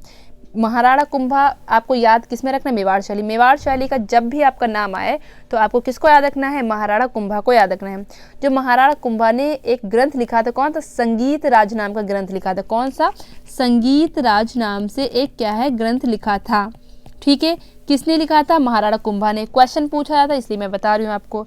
इसमें क्या नाट्यशालाओं का उल्लेख मिलता है, किसका, नाट्यशालाओं का उल्लेख मिलता है किसमें, संगीत राज में। संगीत राज किसका ग्रंथ है, ये ग्रंथ है आपके महाराणा कुंभा का है। जो महाराणा कुंभा है, अगर आपसे पूछा जाए मेवाड़ इतिहास का स्वर्णकाल किसमें कहा जाता है, तो महाराणा कुंभा के काल को ही कहा जाता है। मेवाड़ इतिहास का स्वर्णकाल किसे कहा जाता है, महाराणा कुंभा को कहा जाता है। और मेवाड़ चित्रकला का स्वर्णकाल किसे कहा जाता है, तो आपको याद रखना, जगत सिंह को याद रखना है, ठीक है। ये दोनों ही क्वेश्चन याद रखने हैं आपको। यहाँ पर मैं बता दूं, दोनों क्वेश्चन एक साथ में इसलिए बताती हूँ कि आप कंफ्यूज ना हो। मेवाड़ इतिहास का स्वर्णकाल किसे कहा जाता है, तो आपको याद रखना, कुंभा को याद रखना है। किसको याद रखना, कुंभा को याद रखना है।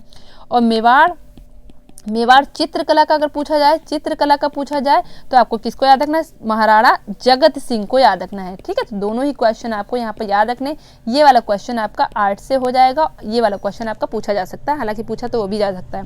मेवाड़ इतिहास का स्वर्णकाल कुंभा और मेवाड़ चित्रकला का स्वर्णकाल जगत सिंह, ठीक है। तो ये आपको मेवाड़ से मैंने ये आपको चीज़ें बताई, चित्रकार भी मैंने बता दिए। और कुछ बाकी रह गया, चलिए और आगे भी क्वेश्चन मिलेंगे, वहां पर भी हम लोग डिस्कस कर लेंगे। चलिए, बीकानेर शैली के मुख्य चित्रकार कौन है, बीकानेर शैली के मुख्य चित्रकार आपको बताना है। यहाँ पर कौन हो जाएंगे, क्वेश्चन नंबर 32, क्वेश्चन नंबर 32, ठीक है। कौन सा हो जाएगा, option A, option B, option C. तो अली रजा और रुकनुद्दीन यहाँ पर राइट आंसर हो जाएगा, ऑप्शन नंबर सी यहाँ पर राइट आंसर हो जाएगा, ठीक है। तो अली रजा और रुकनुद्दीन आपके बीकानेर शैली के मुख्य चित्रकार हो जाएंगे, ठीक है। बीकानेर शैली किस शैली से संबंधित है, तो आपकी मारवाड़ शैली से संबंधित है, मारवाड़ शैली की ही ये उपशैली है। इसमें कौन कौन से मैंने आपको चित्रकार बताया, अली रजा, रुकनुद्दीन तो हो गए। इसके अलावा आपको याद रखना हसन रजा, बहाउद्दीन, और कौन से हो जाएंगे, शहाउद्दीन, शहाउद्दीन, ठीक है, शहाउद्दीन हो जाएंगे। इसके अलावा कौन से हो जाएंगे, रुकनुद्दीन, ठीक है, रुकनुद्दीन कौन हो जाएंगे, रुकनुद्दीन हो जाएंगे पिता हो जाएंगे, और ये शहाउद्दीन कौन हो जाएंगे, इनके बेटे हो जाएंगे, ठीक है। तो रुकनुद्दीन के बेटे का ही नाम क्या था, शहाउद्दीन था। शहाबुद्दीन का एक चित्र कौन सा फेमस है, मैंने अभी आपको बताया, गोवर्धनधारी कृष्ण। गोवर्धनधारी कृष्ण जो है किसका हो, गोवर्धनधारी कृष्ण जो चित्र है वो किसका हो जाएगा, वो आपका शहाबुद्दीन का हो जाएगा।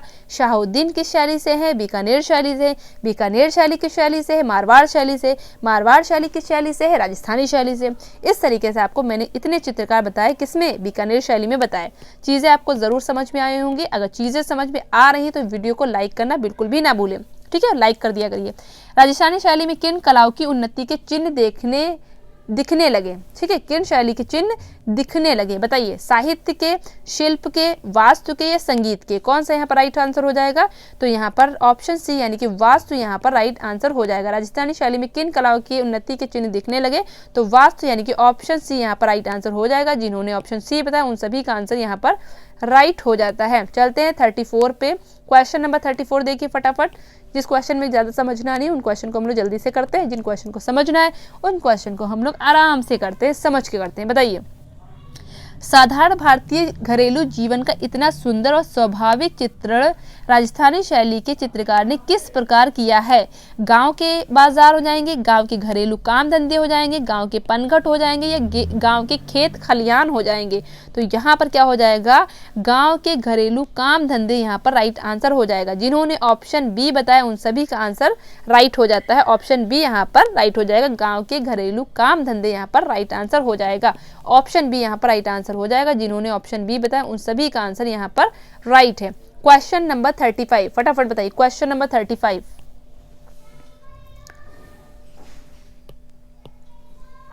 राजस्थानी कलाकारों ने यात्रा और विश्राम स्थल के किस प्रकार के चित्र बनाए, तो यहाँ पर ये वाला शायद क्वेश्चन रिपीटेड है, मार्ग और मार्ग के सराय, ठीक है, तो ये 2 बार लिख गया है, कोई बात नहीं, मार्ग के सराय, ठीक है, मार्ग और सराय यहाँ पर होगा, मार्ग व सराय होगा, ठीक है। इस तरीके से आपका ये वाला हो गया। क्वेश्चन नंबर 36, राजस्थानी चित्रकला की खोज किसने की, कनिंघम ने की, राय कृष्णदास ने की, आनंद कुमार स्वामी ने की या कर्नल टॉड ने की। राजस्थानी चित्रकला की खोज किसने की, बहुत बढ़िया क्वेश्चन है, बताइए राजस्थानी चित्रकला की खोज किसने की, फटाफट दीजिए, ठीक है। और इसके बारे में थोड़ा सा मैं बताऊंगी भी आपको, जिसमें कि आपको समझ में बात आए। राजस्थानी चित्रकला की खोज किसने की, कनिंघम ने, राय कृष्णदास ने, आनंद कुमार स्वामी ने, कर्नल टॉड ने। देखिए यहाँ पर ऑप्शन कौन सा सही हो जाएगा, सबसे पहले तो ऑप्शन यहाँ पर लगा लेते हैं आनंद कुमार स्वामी, ठीक है, आनंद कुमार स्वामी ने राजस्थानी चित्रकला की खोज की।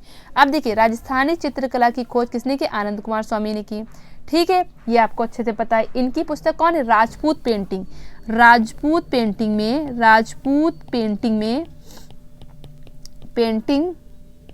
में ठीक है, राजपूत पेंटिंग में इन्होंने राजस्थानी शैली का वर्गीकरण किया है। अब देखिए इन्होंने उत्तर भारत का जो क्षेत्र है वहाँ पर इनको क्या है, देखिए समझिए मैं चीज़ों को बता रही हूँ। उत्तर भारत की कला को 2 पार्ट में डिवाइड किया। उत्तर भारत की कला को सुनिए, फिर से सुनिए, अच्छा सा पहले बनाती हूँ, तो फिर हट गया, ठीक है। तो इन्होंने आनंद कुमार स्वामी ने उत्तर भारत की कला को 2 पार्ट में डिवाइड किया, ठीक है। कौन सी, एक तो हो जाएगा आपका मुगल शैली, और दूसरी आपकी हो जाएगी राजपूत शैली, ये आपको याद रखना है। फिर उन्होंने राजपूत शैली को 2 पार्ट में डिवाइड किया, एक तो आपका हो जाएगा राजस्थानी शैली और दूसरी कौन सी हो जाएगी आपकी पहाड़ी शैली, ठीक है। तो ये आपको डायग्राम आपको याद रखना किसने दिया, आनंद कुमार स्वामी ने दिया, ठीक है। आनंद कुमार स्वामी ने 2 पार्ट में बांटा, मुगल शैली और राजपूत शैली। उसी राजपूत शैली में 2 पार्ट हो गए, कौन से, राजस्थानी शैली और पहाड़ी शैली, ठीक है। अगर आपसे पूछा जाए राजपूत शैली किसका सम्मिलित रूप है, तो राजस्थानी शैली और पहाड़ी शैली का सम्मिलित रूप है, ठीक है। क्वेश्चन का पूछा जाए राजस्थानी शैली का खोज किसने की, तो किसने की, आनंद कुमार स्वामी ने की। इन्होंने अपनी पुस्तक में, कौन सी पुस्तक, राजपूत पेंटिंग पुस्तक में इन्होंने इसका क्या किया, ये वर्गीकरण किया। तो इस तरीके से आपको आनंद कुमार स्वामी याद रखना है। आनंद कुमार स्वामी ने राजस्थानी शैली को कौन सा नाम दिया, राजपूत शैली नाम दिया, ठीक है। आनंद कुमार स्वामी ने राजस्थानी शैली को कौन सा नाम दिया, राजपूत शैली नाम दिया। NC मेहता ने कौन सा नाम दिया, हिंदू शैली नाम दिया है। राय कृष्णदास ने कौन सा नाम दिया, राजस्थानी शैली नाम दिया। तो इस तरीके से आपकी चीज़ें पूछी जाती हैं और इस तरीके से आपको सारी चीज़ें यहाँ पर याद रखनी है। ऑप्शन यहाँ पर सी यहाँ पर राइट आंसर हो जाएगा। जिन्होंने सी बताया उन सभी का आंसर यहाँ पर राइट हो जाता है। नेक्स्ट क्वेश्चन हमारा, राजस्थानी चित्रकला का आरंभ हुआ था सवा चश्म चेहरे से, एक चश्म चेहरे से या सम्मुख चेहरे से, तीनों से। तो मैंने आपको अभी बताया कि अपभ्रंश शैली में सवा चश्म चेहरे बनते थे, अपभ्रंश शैली में सवा चश्म चेहरे बनते थे। सवा चश्म चेहरे से जब एक चश्म चेहरे बनने लगे तो वो कौन सी शैली यहाँ पर बनने लगी, राजस्थानी शैली का निर्माण होने लगा। तो इस तरीके से राजस्थानी शैली चित्रकला का आरंभ होता है। तो क्या कहते हैं, एक चश्म चेहरे, ऑप्शन बी यहाँ पर राइट हो जाएगा। तो एक चश्म चेहरे यहाँ पर बताएंगे, सवा चश्म चेहरे नहीं बताएंगे, क्योंकि सवा चश्म चेहरे किसकी पहचान है, वो आपकी अपभ्रंश शैली की पहचान है। तो इस तरीके से ऑप्शन कौन सा राइट हो जाएगा, यहाँ पर एक चश्म चेहरे यहाँ पर ऑप्शन राइट हो जाएगा। कौन सा, एक चश्म चेहरे, ऑप्शन बी यहाँ पर राइट होगा। जिन्होंने ऑप्शन बी बताया उन सभी का आंसर यहाँ पर राइट हो जाता है। नेक्स्ट क्वेश्चन हमारा क्वेश्चन नंबर 38। 60 क्वेश्चन करने हैं, जिसमें हम लोग कितने क्वेश्चन कर चुके हैं, 38 क्वेश्चन पे हम लोग यहाँ पर आ चुके हैं। ठीक है, बताइए राजस्थानी चित्रकला का स्वर्ण काल माना जाता है, राजस्थानी, पूरी राजस्थानी चित्रकला का स्वर्ण काल अगर की बात करें तो आपको याद है 17वीं से 18वीं शताब्दी के बीच का जो टाइम है वो आपका राजस्थानी शैली का स्वर्ण काल माना जाता है। ठीक है, अलग अलग शैली के अलग अलग स्वर्ण काल हैं, लेकिन अगर पूछा जाए आपसे कि राजस्थानी शैली का पूरा स्वर्णकाल किस शताब्दी को माना जाता है, तो 17वीं से 18वीं शताब्दी के बीच का जो काल है राजस्थानी शैली का स्वर्णकाल माना जाता है। और 18वीं से 9वीं शताब्दी, 18वीं से 19वीं शताब्दी के जो बीच का काल है वो राजस्थानी शैली का गिरावट का काल माना जाता है। ठीक है, समझ में बात आई, समझ में बात आई। तो 16वीं से 17वीं आपका क्या हो जाएगा, उदय होता है। 17वीं से 18वीं आपका चरमोत्कर्ष पीरियड रहता है और 18वीं से 19वीं आपका क्या है, गिरावट वाला टाइम रहता है। ठीक है, तो ऑप्शन यहाँ पर पूछा गया स्वर्णकाल, इसलिए यहाँ पर ऑप्शन सी हम लोगों ने बताया। ठीक है, इस तरीके से चीज़ें याद रखनी। 16वीं से 17वीं में क्या होता है, उदय होता है। 17 से 18 में क्या होता है, चरमोत्कर्ष हो जाएगा। और 18 से 19 में क्या हो जाएगा, गिरावट हो जाएगा। तो इस तरीके से चीज़ें पूछी जाती है और इसी तरीके से आपको चीज़ें याद रखनी है, एग्जाम में आप कभी भी कंफ्यूज नहीं होंगे। चलिए 39 पे आ गए, चलिए बताइए 39। क्वेश्चन नंबर 39, राजस्थानी चित्रकला में प्राकृतिक चित्रण किस प्रकार का हुआ है, यथार्थवादी। देखिए प्राकृतिक चित्रण तो हुआ ही है, ये तो पता ही आपको है। पूछा गया किस प्रकार का हुआ है, यथार्थवादी, अलंकारिक हो जाएगा, भावात्मक हो जाएगा या आदर्शवादी। तो बिल्कुल यहाँ पर ऑप्शन सी होगा। ठीक है, बहुत अच्छा क्वेश्चन है ये, आपको क्वेश्चन इंपॉर्टेंट क्वेश्चन है, याद रखिएगा, आने वाले एग्जाम में हो सकता है पूछ लिया जाए। तो भावात्मक यहाँ पर राइट हो जाएगा। राजस्थानी चित्रकला में प्राकृतिक चित्रण किस प्रकार का हुआ है, तो भावात्मक चित्रण यहाँ पर राइट आंसर हो जाएगा। क्वेश्चन नंबर 40 हमारा यहाँ पर है, राजस्थानी चित्रकला के चित्र बने हैं, पट चित्र है, तैल चित्र है, लघु चित्र है, म्यूरल चित्र है। तो कौन सा हो जाएगा, तो मैंने बताया राजस्थानी शैली, मुगल शैली, पहाड़ी शैली, ये सारी आपकी कैसी है, लघु चित्र शैली है। ठीक है, हालांकि पट पे भी बने हैं, लेकिन आपको ओवरऑल पूछा जाएगा तो आप लघु चित्र ऑप्शन में दिया है तो लघु चित्र यहाँ पर लगाएंगे। मिले तो आपके म्यूरल पेंटिंग्स भी मिले हैं, पट चित्र भी मिले हैं ना, लेकिन पूछा जाएगा क्वेश्चन आपको तो इस तरीके से लघु चित्र होगा, तो लघु चित्र यहाँ पर आंसर हम लगाएंगे। नेक्स्ट क्वेश्चन हमारा, हिंडोला महल का निर्माण किसने कराया था। हिंडोला महल का निर्माण किसने कराया था, हुशंग शाह ने कराया, राणा कुंभा ने कराया, जयसिंह ने कराया या प्रेम सिंह ने कराया। बताइए क्वेश्चन नंबर 41 का आंसर दीजिए फटाफट। क्वेश्चन नंबर 41 का आंसर क्या हो जाएगा, तो बिल्कुल यहाँ पर हो जाएगा हुशंग शाह, यानी कि ऑप्शन ए यहाँ पर राइट आंसर हो जाएगा। हुशंग शाह यहाँ पर राइट आंसर हो जाएगा। हिंडोला महल है कहाँ पर, तो ये है आपका मध्य प्रदेश में है, एमपी में है। ठीक है, तो एमपी में हिंडोला महल का निर्माण किसने कराया, हुशंग शाह ने कराया। किसने कराया, हुशंग शाह ने कराया। ऑप्शन ए यहाँ पर बिल्कुल राइट आंसर हो जाएगा। नेक्स्ट क्वेश्चन हमारा क्वेश्चन नंबर 42, राजस्थान के चित्र अधिकतर किस कागज पर बने हैं, सियालकोट पर, ताड़पत्र पर, कपड़े पर या वसली पर। बताइए कौन सा आंसर यहाँ पर राइट हो जाएगा, सियालकोट हो जाएगा, ताड़पत्र हो जाएगा या वसली हो जाएगा। कौन सा आंसर यहाँ पर राइट हो जाएगा, जल्दी से बताइए यहाँ पर कौन सा आंसर यहाँ पर राइट हो जाएगा।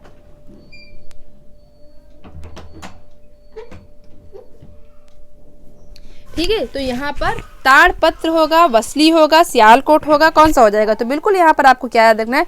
वसली आपको याद रखना है। ठीक है, वसली होता क्या है? तो वसली क्या होता है, यानी कि 2 या 2 से अधिक कागज को चिपका करके ये तैयार किया जाता है, यानी कागज की मतलब कई तह को मिला करके वसली यहाँ पर तैयार की जाती है। ठीक है, तो वसली कागज पर, वसली पर राजस्थानी चित्रकला के अधिकतर चित्र यहाँ पर आपको मिल जाते हैं। ठीक है, ऑप्शन नंबर डी यहाँ पर राइट होगा। क्वेश्चन नंबर 43 पे हम लोग चलते हैं।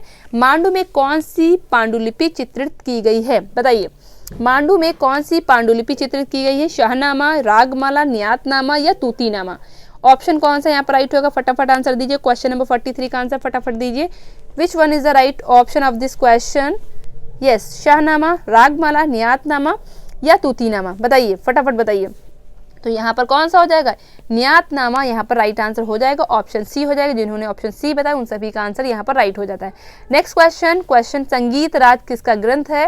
मैंने आपको बताया संगीत राज किसका सचित्र ग्रंथ है? तो ये हो जाएगा महाराणा कुंभा का हो जाएगा। ठीक है, राणा कुंभा, महाराणा कुंभा का ये किसका संगीत राज नाम का ग्रंथ इन्होंने क्या किया था? लिखा था, चित्रित किया, यानी चित्रित सचित्र ग्रंथ है ये। किस शैली से हो जाएगा? तो ये मेवाड़ शैली से हो जाएगा। मैंने आपको शुरुआत में बताया था मेवाड़ इतिहास का स्वर्णकाल महाराणा कुंभा के टाइम को ही कहते हैं। इन्होंने संगीत राज का मतलब संगीत राज ग्रंथ लिखा और इसमें किसका उल्लेख मिलता है? तो नाट्यशालाओं का उल्लेख मिलता है। याद रखिएगा, इसमें नाट्यशालाओं का उल्लेख मिलता है। किसमें? संगीत राज ग्रंथ में मिलता है। ठीक है, क्लियर हुए? क्वेश्चन नंबर 44 हमारा कंप्लीट होगा। क्वेश्चन नंबर 45 पे है, मर्दाना महल और जनाना महल का निर्माण किसने कराया? मर्दाना मतलब क्या होता है? मेल, और जनाना मतलब क्या होता है? फीमेल। ठीक है, तो मर्दाना महल और जनाना महल का निर्माण किसने कराया? भीम सिंह ने कराया, कर्ण सिंह ने कराया, राणा कुंभा ने कराया या आपका जगत सिंह हो जाएगा? बताइए यहाँ पर कौन सा आंसर राइट हो जाएगा? जल्दी से बताइए। भीम सिंह, कर्ण सिंह, राणा कुंभा या जगत सिंह? बताइए कौन सा ऑप्शन यहाँ पर राइट होगा? जल्दी से फटाफट मुझे बताइए। तो ऑप्शन कौन सा होगा? फटाफट सभी का आंसर आना चाहिए, सभी का आंसर आना चाहिए। ठीक है, सारे लोग आंसर दें फटाफट, सारे लोग ही यहाँ पर आंसर देंगे। तो बिल्कुल यहाँ पर कौन से हो जाएंगे? कर्ण सिंह यहाँ पर राइट आंसर हो जाएगा। कौन से? कर्ण सिंह, यानी कि ऑप्शन बी यहाँ पर राइट आंसर हो जाएगा। ऑप्शन बी की तरफ हम लोग चलेंगे।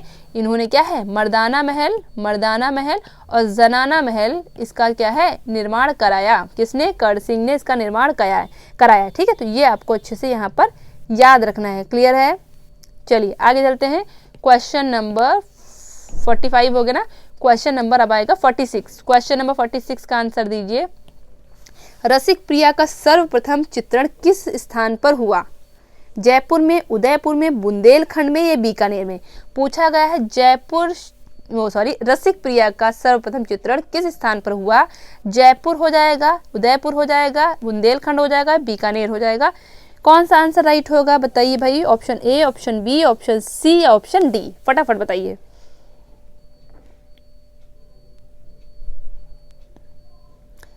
जल्दी से आंसर दीजिए, कौन सा आंसर यहाँ पर राइट होगा? रसिक प्रिया।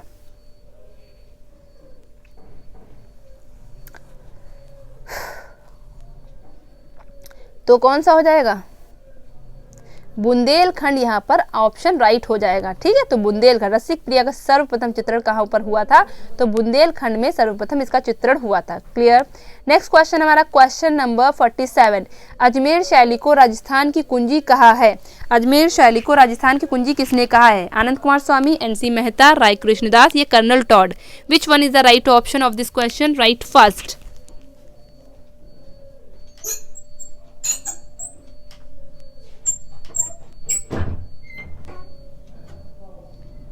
ठीक है, तो आनंद कुमार स्वामी, NC मेहता, राय कृष्णदास या कर्नल टॉड? तो अजमेर शैली को राजस्थान की कुंजी किसने कहा है? तो यहाँ पर कौन सा हो जाएगा? कर्नल टॉड यहाँ पर ऑप्शन राइट हो जाएगा। अब मैंने आपको बताया था कर्नल टॉड के बारे में कुछ चीज़ें बताई थी। कर्नल टॉड कौन थे? ब्रिटिश अधिकारी थे जिन्होंने सबसे पहले राजस्थान शब्द का प्रयोग किया। समझिए यहाँ पर चीज़ें, सबसे पहले राजस्थान शब्द का प्रयोग किसने किया था? तो कर्नल टॉड ने किया था। किसने किया था? कर्नल टॉड ने सबसे पहले राजस्थान शब्द का प्रयोग किया था, कर्नल टॉड।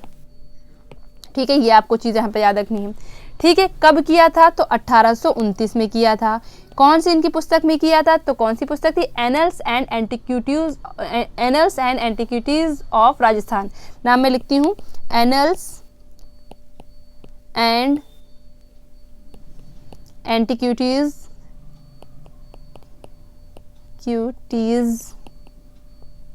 ऑफ राजस्थान। ये किसकी पुस्तक है? कर्नल टॉड की ये पुस्तक है, याद रखिएगा। Annuls and antiquities of Rajasthan जो पुस्तक है वो किसकी है? ये आपकी कर्नल टॉड की। इसमें इन्होंने 1829 में कर्नल टॉड ने राजस्थान शब्द का प्रयोग इन्होंने किया था। ठीक है, इन्होंने ही क्या है, अजमेर शैली को क्या है, राजस्थान की कुंजी कहा है। अजमेर को इन्होंने क्या कहा है? राजस्थान की कुंजी कहा है। तो ये चीज़ आपको दोनों चीज़ यहाँ पर क्लियर हो गई। राजस्थान को अजमेर को राजस्थान की कुंजी किसने कहा है? तो कर्नल टॉड ने कहा। कर्नल टॉड ने सबसे पहले राजस्थान शब्द का प्रयोग किया। कहाँ पर? तो annuls and antiquities of Rajasthan इनकी पुस्तक है। कब किया? तो 1829 में किया। इतनी चीज़ आपको आपके कर्नल टॉड से याद रखनी है। ठीक है, तो इतनी चीज़ें आपको यहाँ पर क्लियर हो गई। क्वेश्चन नंबर 47 हमारा क्लियर हो गया। क्वेश्चन नंबर हम लोग चलते हैं 48 पे।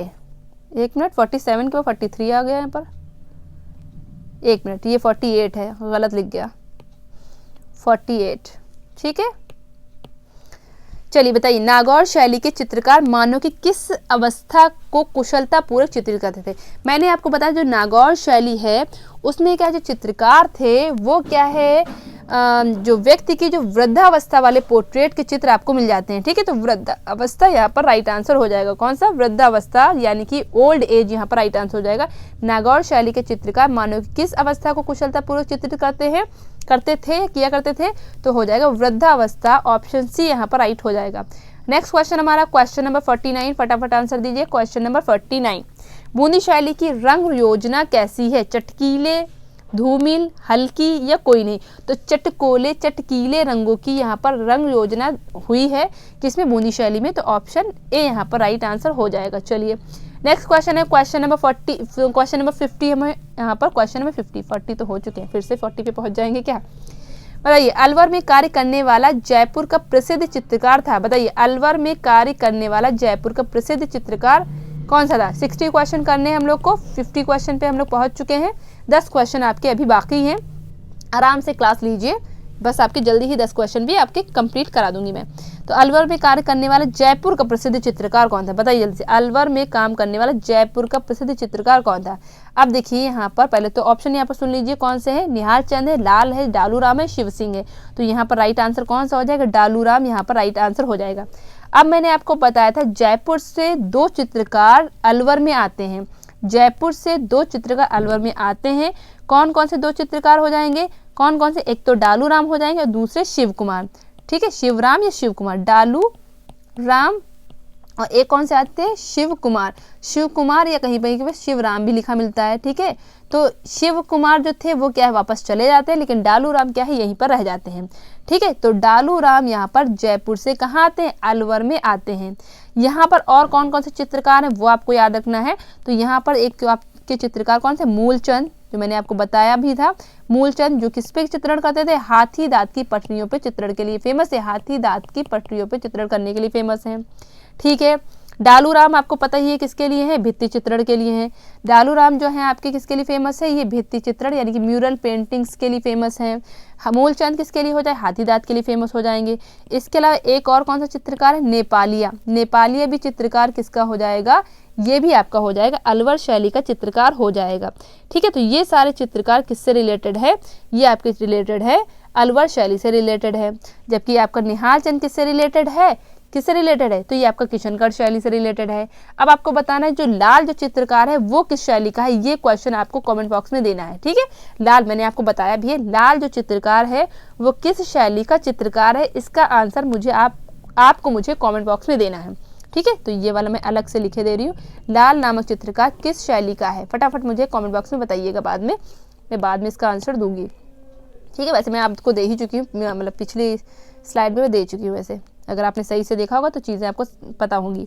नाथ द्वारा शैली किस तरह की प्रतीत होती है? नाथ द्वारा शैली किस तरह की प्रतीत होती है?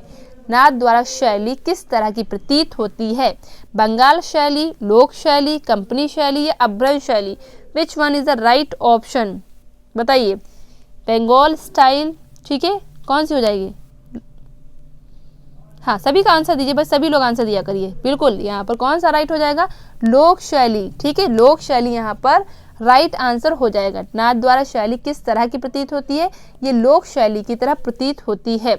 लोक शैली कैसी शैली होती है, यानी किस तरीके से? लोक शैली की डेफिनेशन क्या है, कैसे हम कहते हैं ये लोक शैली है? बताइए मुझे कमेंट बॉक्स में बताइएगा कि लोक शैली जो है वो किस तरह की शैली होती है, उसमें किस तरीके से चित्रण होता है, किस तरीके की जो वस्तुओं का यूज़ होता है, महंगे वस्तुओं का यूज़ होता है या सस्ते वस्तुओं का यूज़ होता है या घरेलू वस्तुओं का यूज़ होता है, यहाँ पर कोई भी डिग्री लेने की ज़रूरत होती है नहीं होती, इस तरीके से मुझे बताइएगा, अपने मतलब नॉर्मल लैंग्वेज में बताइएगा कि लोक शैली किस तरीके की शैली होती है। Clear? Question number 52, question number 52, Malwa शैली का प्रोत्साहन किस राजा द्वारा मिला? यानी कि मालवा शैली को प्रोत्साहन किस राजा ने दिया? राजा जसवंत सिंह हो जाएंगे, राजा विजय सिंह हो जाएंगे, राजा राय सुरजन सिंह हो जाएंगे या राजा नसीरुद्दीन शाह हो जाएंगे? तो मालवा शैली का प्रोत्साहन किस राजा द्वारा मिला? मालवा शैली को प्रोत्साहन किस राजा द्वारा मिला? तो राजा नसीरुद्दीन शाह के द्वारा मिला। मालवा शैली को प्रोत्साहन किस राजा द्वारा मिला? तो याद रखिएगा, राजा नसीरुद्दीन शाह के द्वारा मिला। ऑप्शन डी यहाँ पर राइट हो जाएगा। जिन्होंने ऑप्शन डी दिया है उन सभी का आंसर यहाँ पर राइट हो जाता है। क्वेश्चन नंबर 53, मालवा शैली में किसका प्रभाव दिखाई देता है? मालवा शैली में किसका प्रभाव दिखाई देता है? तो मालवा शैली में मुगल शैली का प्रभाव दिखाई देता है। मालवा शैली में किस शैली का प्रभाव दिखाई देता है? मालवा शैली में मुगल शैली का प्रभाव दिखाई देता है। क्वेश्चन नंबर 54, चित्तौड़ एवं तांडव के चित्र विशिष्ट स्थान रखते हैं, ये चित्र किस शैली के हैं? बताइए, चित्तौड़ और तांडव के चित्र विशिष्ट स्थान रखते हैं, ये चित्र किस शैली के हैं? बताइए, बूंदी शैली, मेवाड़ शैली, चंबा शैली या गुलेर शैली? बताइए कौन सा यहाँ पर राइट आंसर हो जाएगा? तो यहाँ पर मेवाड़ शैली बिल्कुल सही आंसर होगा। ठीक है, मेवाड़ शैली आपका बिल्कुल सही आंसर होगा। मेवाड़ शैली में मैंने आपको एक तो उदयपुर इसकी उपशैली बताई थी, समझिए यहाँ पर मैं बताती हूँ उदयपुर, इसके अलावा नाथ द्वारा बताया था, नाथ द्वारा मैंने बताई थी, इसके अलावा मैंने कौन सी बताई? देवगढ़। ठीक है, देवगढ़, ये तो आपकी मुख्य रूप से उपशैली है ही। इसके अलावा मैंने आपको बताया था, जब मैंने डिटेल क्लास ली थी वहाँ पर बताया था चित्तौड़ भी इसी की उपशैली हो जाती है, चावंड भी इसी की उपशैली हो जाती है, शाहाबाद भी इसी की उपशैली हो जाती है और प्रतापगढ़ भी इसी की उपशैली हो जाती है। इन उपशैली को सिर्फ आपको इतना याद रखना होता है कि ये उपशैली किस शैली से रिलेटेड है। ठीक है, इतना याद रखना होता है। डिटेल में हम लोगों ने उदयपुर शैली को पढ़ा, नाथद्वार शैली को पढ़ा, देवगढ़ शैली, इन उपशैली को हम लोगों ने डिटेल में इसलिए नहीं पढ़ा कि इसमें ज़्यादा क्वेश्चन नहीं पूछे जाते। एक दो क्वेश्चन जो पूछे जाते वो मैंने आपके ऑब्जेक्टिव क्वेश्चन में ले लिए, जिससे कि आपकी ये भी शैली यहाँ पर कवर हो गई। और इसके अलावा इसमें आपको कुछ नहीं पढ़ना होता, बस एक दो क्वेश्चन ही पढ़ने थे जो मैंने MCQs के जरिए आपको चीज़ें समझा दी। तो चित्तौड़ तांडव के चित्र विशेष स्थान रखते हैं, तो कौन से हो जाएंगे? तो मेवाड़ शैली यहाँ पर राइट आंसर हो जाएगा, ऑप्शन बी। ठीक है, ऑप्शन बी यहाँ पर राइट आंसर हो जाएगा। क्लियर है? चलिए क्वेश्चन नंबर 56 पे 54 हुआ ना, तो 55 पे, 56 अभी नहीं, 55 पहले करिए। कोटा शैली में अधिकांश चित्र किससे संबंधित हैं? पक्षियों के शिकार से, पशुओं के शिकार से, रसिक के। अब देखिए कोटा शैली के जो चित्र हैं वो आपके पता है शिकार से संबंधित तो है ही। यहाँ पर पूछा किससे संबंधित है, यानी कि शिकारों में किससे संबंधित है? पक्षियों के शिकार से, पशुओं के शिकार से, रसिक प्रिया से या रागमाला से? इसका आंसर आप लोग मुझे कमेंट बॉक्स में देंगे, ये आपका होमवर्क हो जाता है। कुछ क्वेश्चन का आंसर भाई 60 क्वेश्चन है, कुछ क्वेश्चन का आंसर तो आपको भी देना चाहिए ना, तो इसका आंसर आप मुझे कमेंट बॉक्स में देंगे। ये आपका क्वेश्चन कैसा है? प्रीवियस ईयर का क्वेश्चन है, आया हुआ क्वेश्चन है, 2011 में ये क्वेश्चन पूछा गया था। ठीक है, तो इसलिए आपको इसका आंसर फटाफट देना है, कौन सा यहाँ पर राइट आंसर हो जाएगा। ठीक है, क्वेश्चन नंबर 56 पे यहाँ पर हम लोग चलते हैं। बीकानेर शैली में मुगल संस्कृति की छाप है, परंतु इसकी विषय वस्तु देखिए, बीकानेर शैली में आपको मुगल शैली की छाप मिलती है, मुगल शैली की झलक तो मिलती है, लेकिन इसकी विषय वस्तु कैसी है, यानी कि जो इसका टॉपिक लिया गया, जो चित्र का टॉपिक लिया गया वो कैसा टॉपिक है? तो टॉपिक आपको पता है कैसा टॉपिक है? हिंदू टॉपिक है, यानी कि और चीज़ें हैं बनाने की जो पद्धति है, शैली है, उस तरीके से तो मुगल शैली के आपके मतलब छाप मिल जाती है, मुगल शैली की थोड़ी सी झलक मिलती है, लेकिन जो विषय रहता है वो विषय कैसा रहता है? वो हिंदू शैली मतलब हिंदू धर्म से रिलेटेड ही इसका विषय रहता है। कौन सी? बीकानेर शैली का। ठीक है, तो ऑप्शन डी यहाँ पर राइट आंसर हो जाएगा। क्वेश्चन नंबर 57, क्वेश्चन नंबर 57 बताइए, निसारुद्दीन साहबदीन मनोहर ये चित्रकार किस शैली से संबंधित है? ठीक है, बताइए, कौन सा यहाँ पर राइट हो जाए? बूंदी, मेवाड़, चंबा, गुलेर। बहुत बढ़िया क्वेश्चन है, बहुत बढ़िया आंसर भी आप लोग का आएगा, सभी को आंसर पता होगा। तो यहाँ पर मेवाड़ शैली यहाँ पर राइट आंसर हो जाएगा। ठीक है, मेवाड़ शैली यहाँ पर राइट आंसर हो जाएगा। इसके अलावा मैंने आपको बताया निसारुद्दीन, साहबुद्दीन, मनोहर और नाना राम भी इसका चित्रकार है। मैंने बताया था मेवा, निसार, नाना साहब मन से खाते हैं। मेवा, निसार, नाना साहब मन से खाते हैं, ये इसकी मैंने ट्रिक बताई। ठीक है, इसके अलावा मैंने आपको क्या बताया? मेवाड़ इतिहास का स्वर्णकाल महाराणा कुंभा हो जाएगा। मेवाड़ चित्रकला का इतिहास क्या बताया? फिर से सुनिए, जल्दी में बोल रही हूँ। मेवाड़ इतिहास का स्वर्णकाल महाराणा कुंभा का काल हो जाएगा और मेवाड़ चित्रकला का स्वर्णकाल महाराणा जगत सिंह के काल को कहते हैं। ठीक है, जब चीज़ें आपको मैं कई बार बता चुकी होती हूँ ना, तो मैं जल्दी जल्दी बोल जाती हूँ। मैं सोचती हूँ ये तो मैं बता चुकी हूँ, मैं फिर से रिपीट कर रही हूँ, लेकिन नहीं, मुझे आराम से बोलना है, पता चले आप कंफ्यूज हो जाए, उल्टा ना मैं बोल जाऊँ। कभी कभी जल्दी में मैं उल्टा भी बोल जाती हूँ। तो मेवाड़ इतिहास का स्वर्णकाल महाराणा कुंभा और मेवाड़ चित्रकला का स्वर्णकाल महाराणा जगत सिंह। ठीक है, निसारुद्दीन, साहबुद्दीन, मनोहर, नाना राम, ठीक है, ये सारे चित्रकार किसके हो जाएंगे? मेवाड़ शैली के हो जाएंगे। मेवाड़ शैली में कौन सा वंश था? सिसोदिया राजवंश था। मेवाड़ शैली किसकी उपशैली है? ये आपकी राजस्थान शैली की उपशैली है। जोधपुर शैली का स्वर्णकाल बताइए। जोधपुर शैली मतलब मारवाड़ शैली। जोधपुर शैली का एक और नाम क्या है? मारवाड़ शैली भी इसी का क्या है? नाम है। मारवाड़ शैली बोलिए, जोधपुर शैली बोलिए, वो आपकी एक ही शैली है। मारवाड़ शैली के अंतर्गत ही कौन सी आपकी आती है? जोधपुर शैली आती है। जोधपुर शैली को मारवाड़ शैली भी कहते हैं, याद रखिएगा, जोधपुर शैली को मारवाड़ शैली भी कहते हैं। मारवाड़ में कौन सा वंश हो जाएगा? राठौर वंश हो जाएगा। कौन सा वंश हो जाएगा? राठौर वंश हो जाएगा। सारे वंश आपको याद रखने। बताइए, यहाँ पर पूछा क्या गया? स्वर्णकाल पूछा गया। तो स्वर्णकाल किसके समय को कहेंगे? फटाफट बताइए, किसके समय को कहेंगे? राजा मान सिंह के समय को जोधपुर शैली का स्वर्णकाल कहते हैं। राजा मान सिंह के समय को जोधपुर शैली का स्वर्णकाल कहते हैं। समझ में बात आई? इसके अलावा मैंने आपको एक चीज और बताई थी, मैंने पिछले क्वेश्चन में आपको डिस्कस भी किया था। ढोला मारू जो ग्रंथ है, सबसे पहले ढोला मारू ग्रंथ का चित्रण कब हुआ? तो आपको याद रखना है कहाँ हुआ था? मेवाड़ शैली में हुआ था। ढोला मारू यहाँ पर मैं लिख देती हूँ, एक मिनट, ढोले ही गलत लिख दिया। ढोला, ढोला का मतलब क्या हो जाएगा? राजा। ठीक है, और ढोला मारू, मारू का मतलब क्या हो जाएगी? रानी। ढोला, राजा, रानी। ठीक है, समझ में आते? तो ढोला मारू, जिसमें क्या है? ढोला मारू को क्या है? ऊंट पे बैठे हुए दिखाया गया है। ढोला कौन हो जाएंगे? राजा, और मारू कौन हो जाएंगे? रानी हो जाएंगी। ढोला मारू का सबसे पहले जो चित्रण हुआ है वो आपका किसमें हुआ है? मेवाड़ शैली में हुआ है। और सबसे अच्छा चित्रण जो हुआ है या सबसे अधिक जो चित्रण हुआ है वो आपका किसमें हुआ है? मारवाड़ शैली में हुआ है। सबसे पहले चित्रण मेवाड़ शैली और सबसे अधिक चित्रण मारवाड़ शैली में हुआ है। अगर आपसे पूछा जाए ढोला मारू जो चित्र है वो किस शैली का हो जाएगा, तो मेवाड़ का भी हो जाएगा, मारवाड़ का भी हो जाएगा।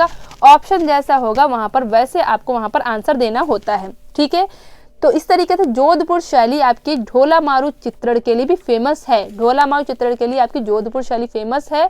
ठीक है, इसका एक जो चित्र है वो कहाँ पर संग्रहित है? जल्दी से मुझे बताइए। जो ढोला मारू जो चित्र है जो किसका है? मारवाड़ शैली का, यानी कि जोधपुर शैली का।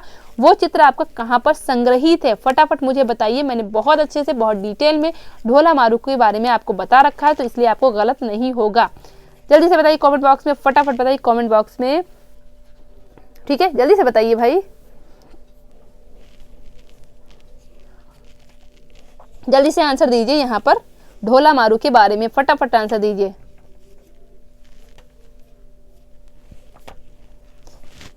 सभी का आंसर देखिए आना चाहिए। ऐसा नहीं कि कुछ स्टूडेंट आप मतलब आंसर दे दिया है तो आगे स्टूडेंट सोचते हैं अब मैं क्या बता के करूँ। नहीं, अपने आंसर अपने आप से दीजिए। जब आप लिखते हैं चीज़ों को ना, वो चीज़ें आपके ज़्यादा टाइम तक याद रहती हैं। आपको पता है ना, जब चीज़ें आप नोट डाउन करते हैं, लिखते हैं, तो वो ज़्यादा समय तक याद रहती है। ठीक है, तो आपको पता जो जोधपुर शैली का जो आपका ढोला मारू जो चित्र है वो आपका कहाँ पर संग्रहित है? राष्ट्रीय संग्रहालय नई दिल्ली में संग्रहित है। कहाँ पर? बस अपने यहाँ राष्ट्रीय संग्रहालय नई दिल्ली में संग्रहित है। कब बना था ये वाला चित्र? 1880 में बना था। मैंने आपको कई बार बताया है ना, इसलिए आपको पता होगा। 1880 में 1880 वाला जो जोधपुर 1880 वाला जो चित्र ढोला मारू जो चित्र है जो जोधपुर शैली का है, वो चित्र आपका राष्ट्रीय संग्रहालय नई दिल्ली में संग्रहित है। सर्वाधिक ढोला मारू चित्र आपके मारवाड़ शैली में ही मिल जाते हैं। और सबसे पहला जो चित्र है वो आपका मेवाड़ शैली में, सबसे पहला यानी कि ढोला मारू ग्रंथ का सबसे पहला जो चित्रण हुआ था कहाँ हुआ था? मेवाड़ शैली में। सबसे ज्यादा चित्रण कहाँ हो जाएगा? मारवाड़ शैली में। ठीक है, मेवाड़ और मारवाड़ दोनों चीज आपको याद रखनी है। ठीक है, ढोला मारू क्या है? आपका ग्रंथ है, मैंने आपको बताया था। जो किसने लिखा था? रावल हरिराज ने लिखा था। किस भाषा में लिखा है? डिंगल पिंगल। ये जो ग्रंथ है वो किस भाषा में लिखा गया है? डिंगल, ठीक है, डिंगल पिंगल रिंगल पिंगल ये भाषा में लिखा हुआ ये ग्रंथ है, ठीक है। जिसका सबसे पहली बार चित्रण मेवाड़ शैली में और सबसे अधिक बार चित्रण कौन सा हो जाएगा, मारवाड़ शैली में, ठीक है। ये आपको याद रखना है। 1880 वाला जो चित्र है वो आपका राष्ट्रीय संग्रहालय नई दिल्ली में संग्रहित है। जो आपका जोधपुर शैली वाला जो चित्र, जोधपुर शैली वाला चित्र है, जोधपुर शैली को ही क्या बोलते हैं, मारवाड़ शैली बोलते हैं, ठीक है। ये मैंने आपको चीज़ यहाँ पर क्लियर कर दी, समझ में बात आ गई। चलिए हो गया ना, तो चलिए आगे चलते हैं। फिर क्वेश्चन नंबर 58 हो गया ना। क्वेश्चन नंबर 59, बस 2 क्वेश्चन बचे हैं, बस आपकी क्लास यहाँ पर एंड होने वाली है। बीकानेर शैली के मुख्य चित्रकार कौन है, बीकानेर शैली के मुख्य चित्रकार कौन है। मुराद हसन रज़ा हो जाएंगे, अकारिजा अबुल हसन हो जाएंगे, मीर सैयद अली अब्दुल समद शिराजी हो जाएंगे, इनमें से कोई नहीं। बताइए यहाँ पर क्वेश्चन नंबर 59 का आंसर दीजिए फटाफट। क्वेश्चन नंबर 59 का आंसर दीजिए, कौन सा यहाँ पर राइट आंसर हो जाएगा। मुराद हसन रज़ा, अकारिजा अबुल हसन, मीर सैयद अली अब्दुल समद शिराजी, या इनमें से कोई नहीं। बताइए कौन सा आंसर यहाँ पर राइट हो जाएगा।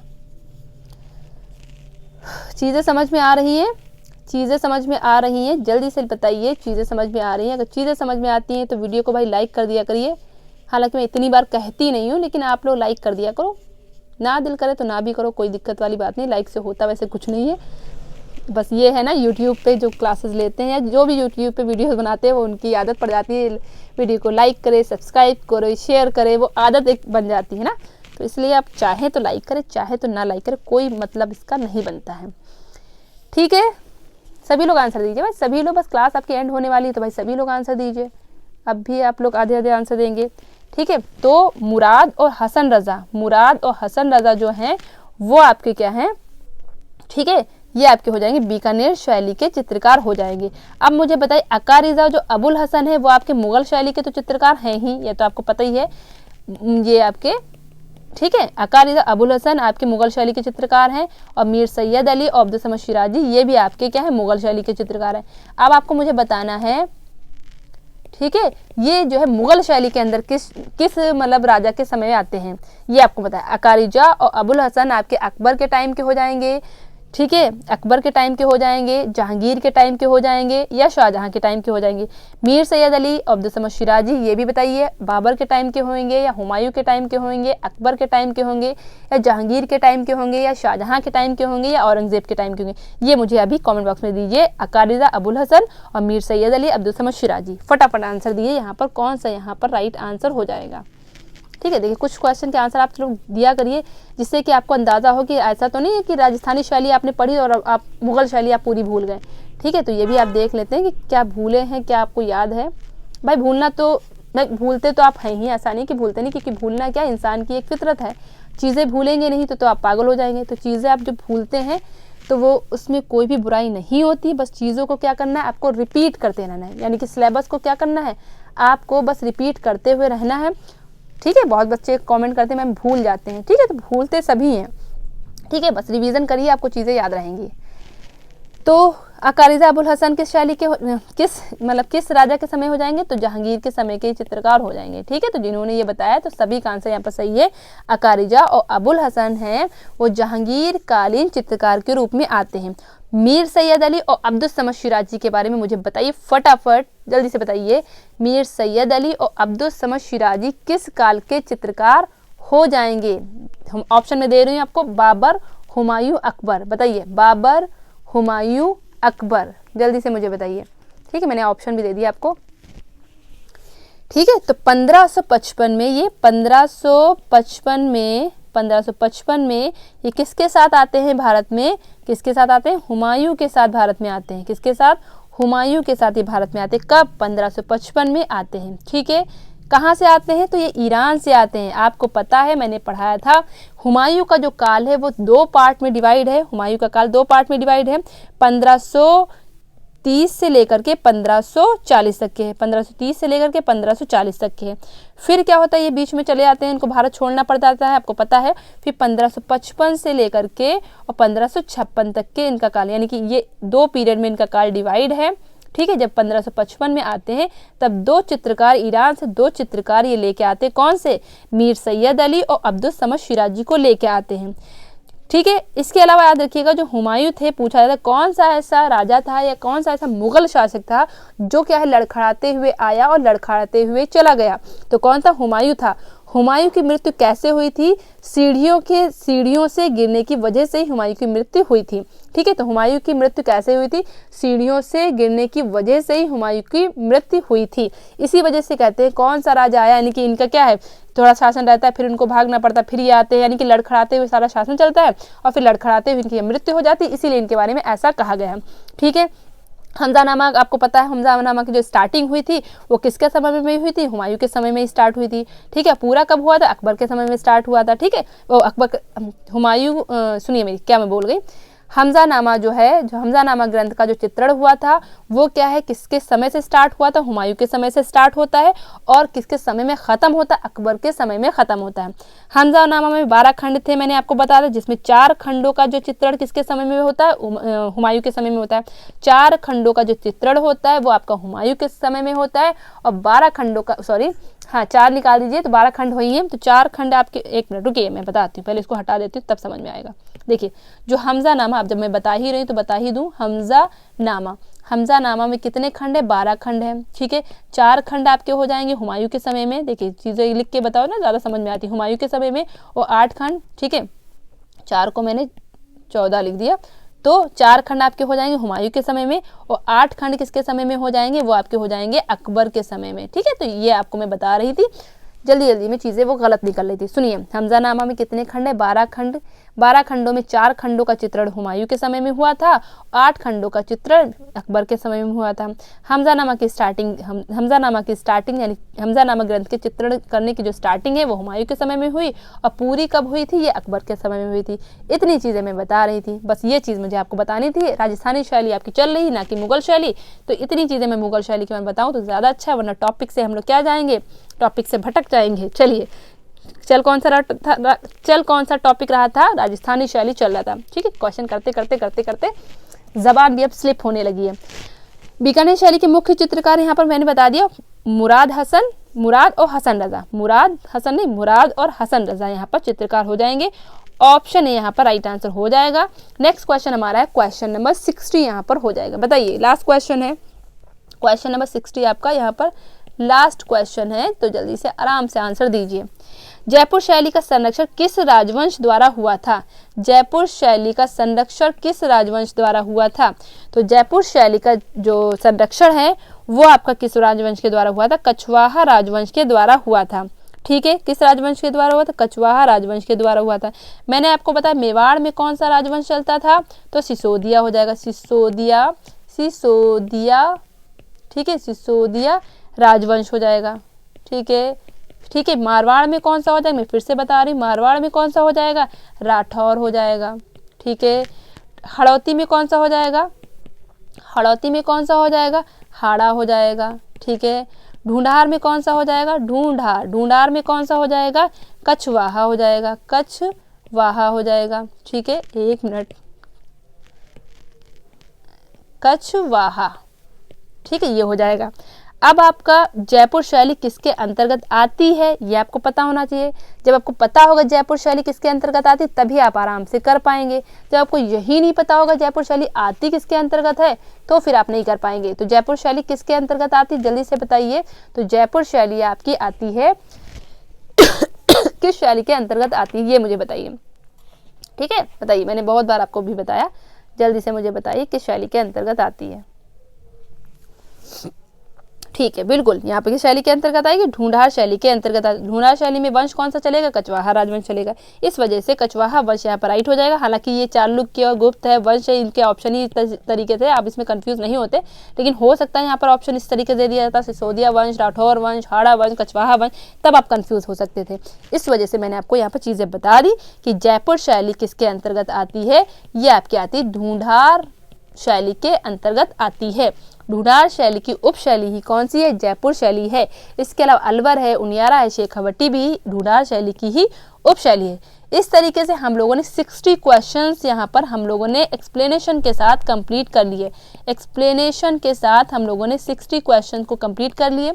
अगर आपको ये क्वेश्चन अच्छे लगे हों, अगर आपको मेरा एक्सप्लेनेशन अच्छा लगा हो तो वीडियो को ज़रूर लाइक करें, ठीक है। अगर आपने अभी तक इस वीडियो को नहीं शेयर किया है तो इस वीडियो को ज़रूर शेयर करें, और अगर आपने अभी तक इस चैनल को सब्सक्राइब नहीं किया तो चैनल को ज़रूर सब्सक्राइब करें, ठीक है। तो आज के लिए इतना ही, मिलते हैं नेक्स्ट क्लास में। सभी को जय हिंद, जय भारत। सभी को जय हिंद, जय भारत। पढ़ते रहिए, खुश रहिए, ठीक है, मुस्कुराते रहिए, खुश रहिए और खुशियाँ बांटते रहिए, ठीक है। Thank you so much for watching my class. Thank you so much. सभी को जय हिंद, जय भारत।